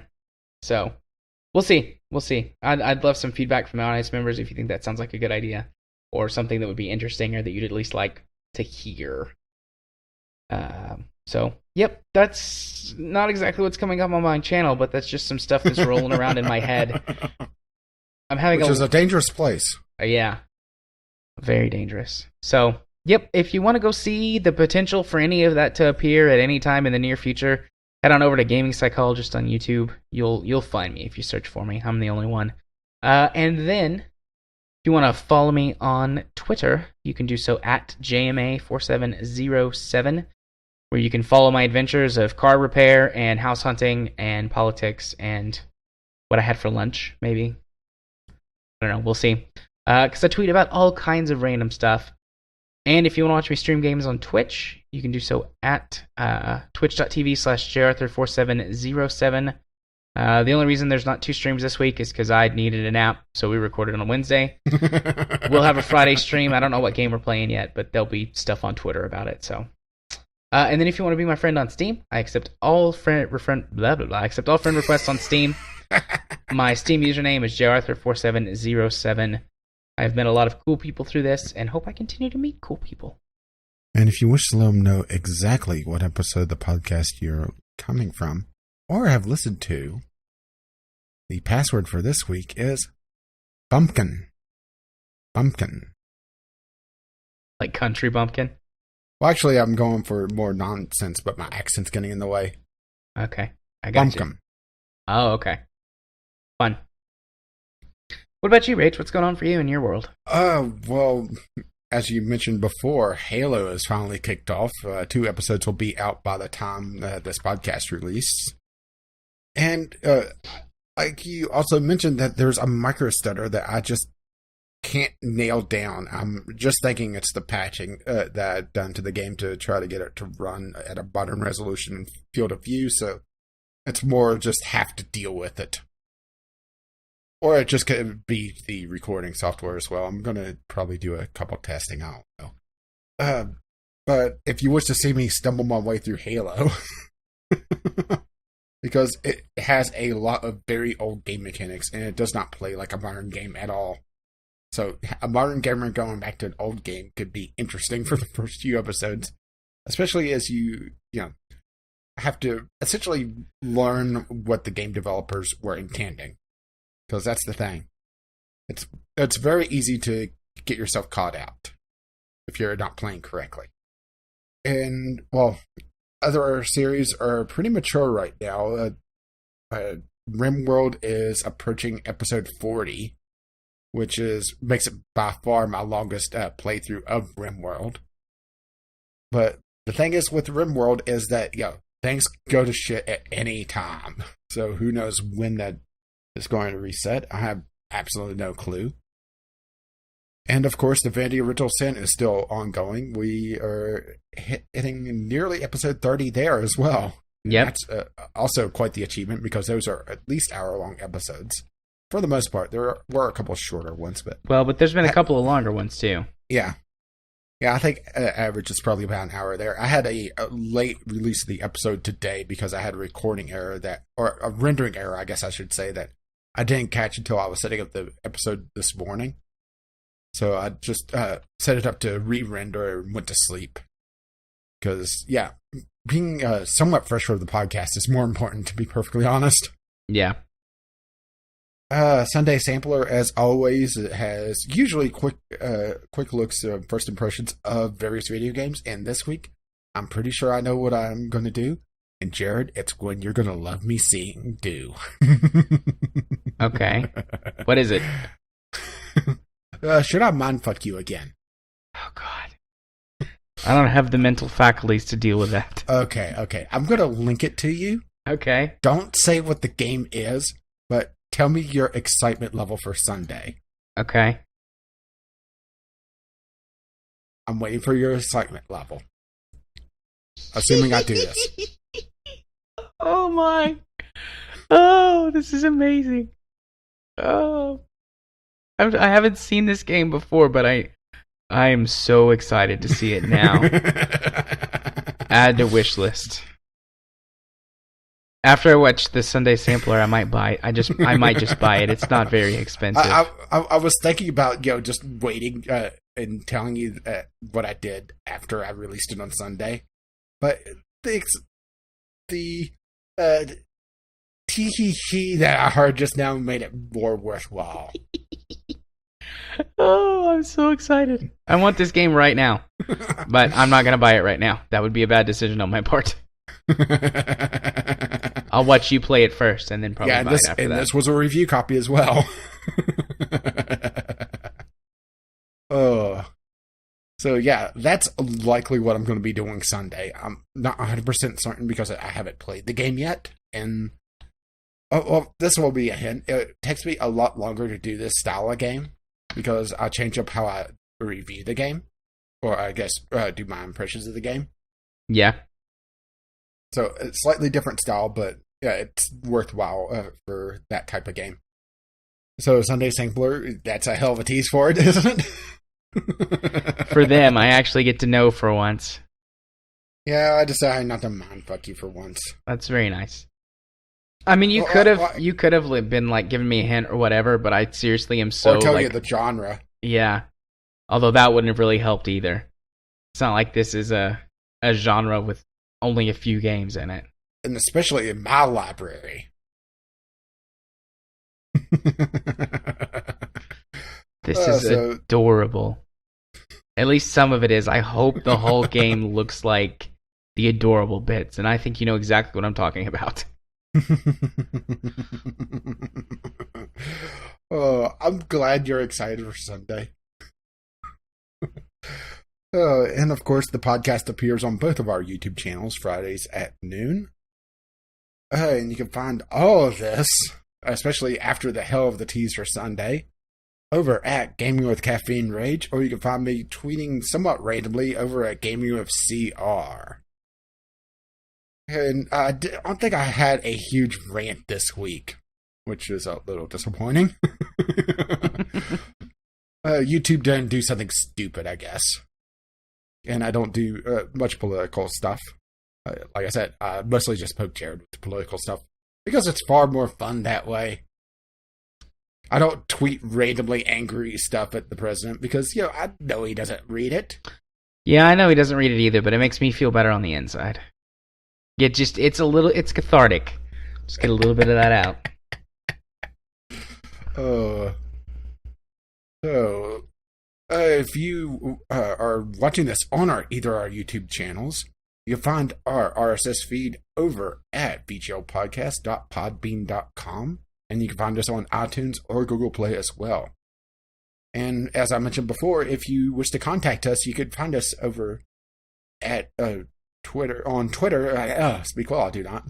VGL Podcast on Twitter or vglpodcast@gmail.com. Our Patreon, if for some reason you want to help pay for this. Please want to pay for it, please.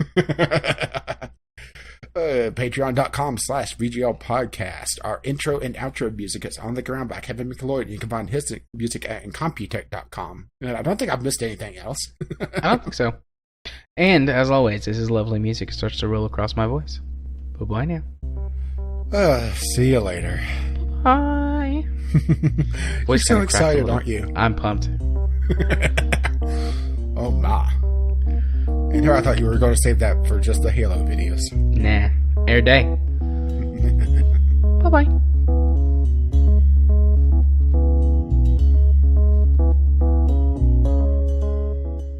Checking on my vault while you were gone. Fight. Raiders are attacking. Kiss. Mel's and Kyle are fighting them off and I don't think that's in the fighting. Sex room. Just imagine the smell in that room. Oh, now they're running off. Where are they going? Oh, they're going to the power room. Cube's in there right now. That's where he goes when he's not questing. Oh no, he's gonna miss a launcher. He's about to wreck them. Just like that.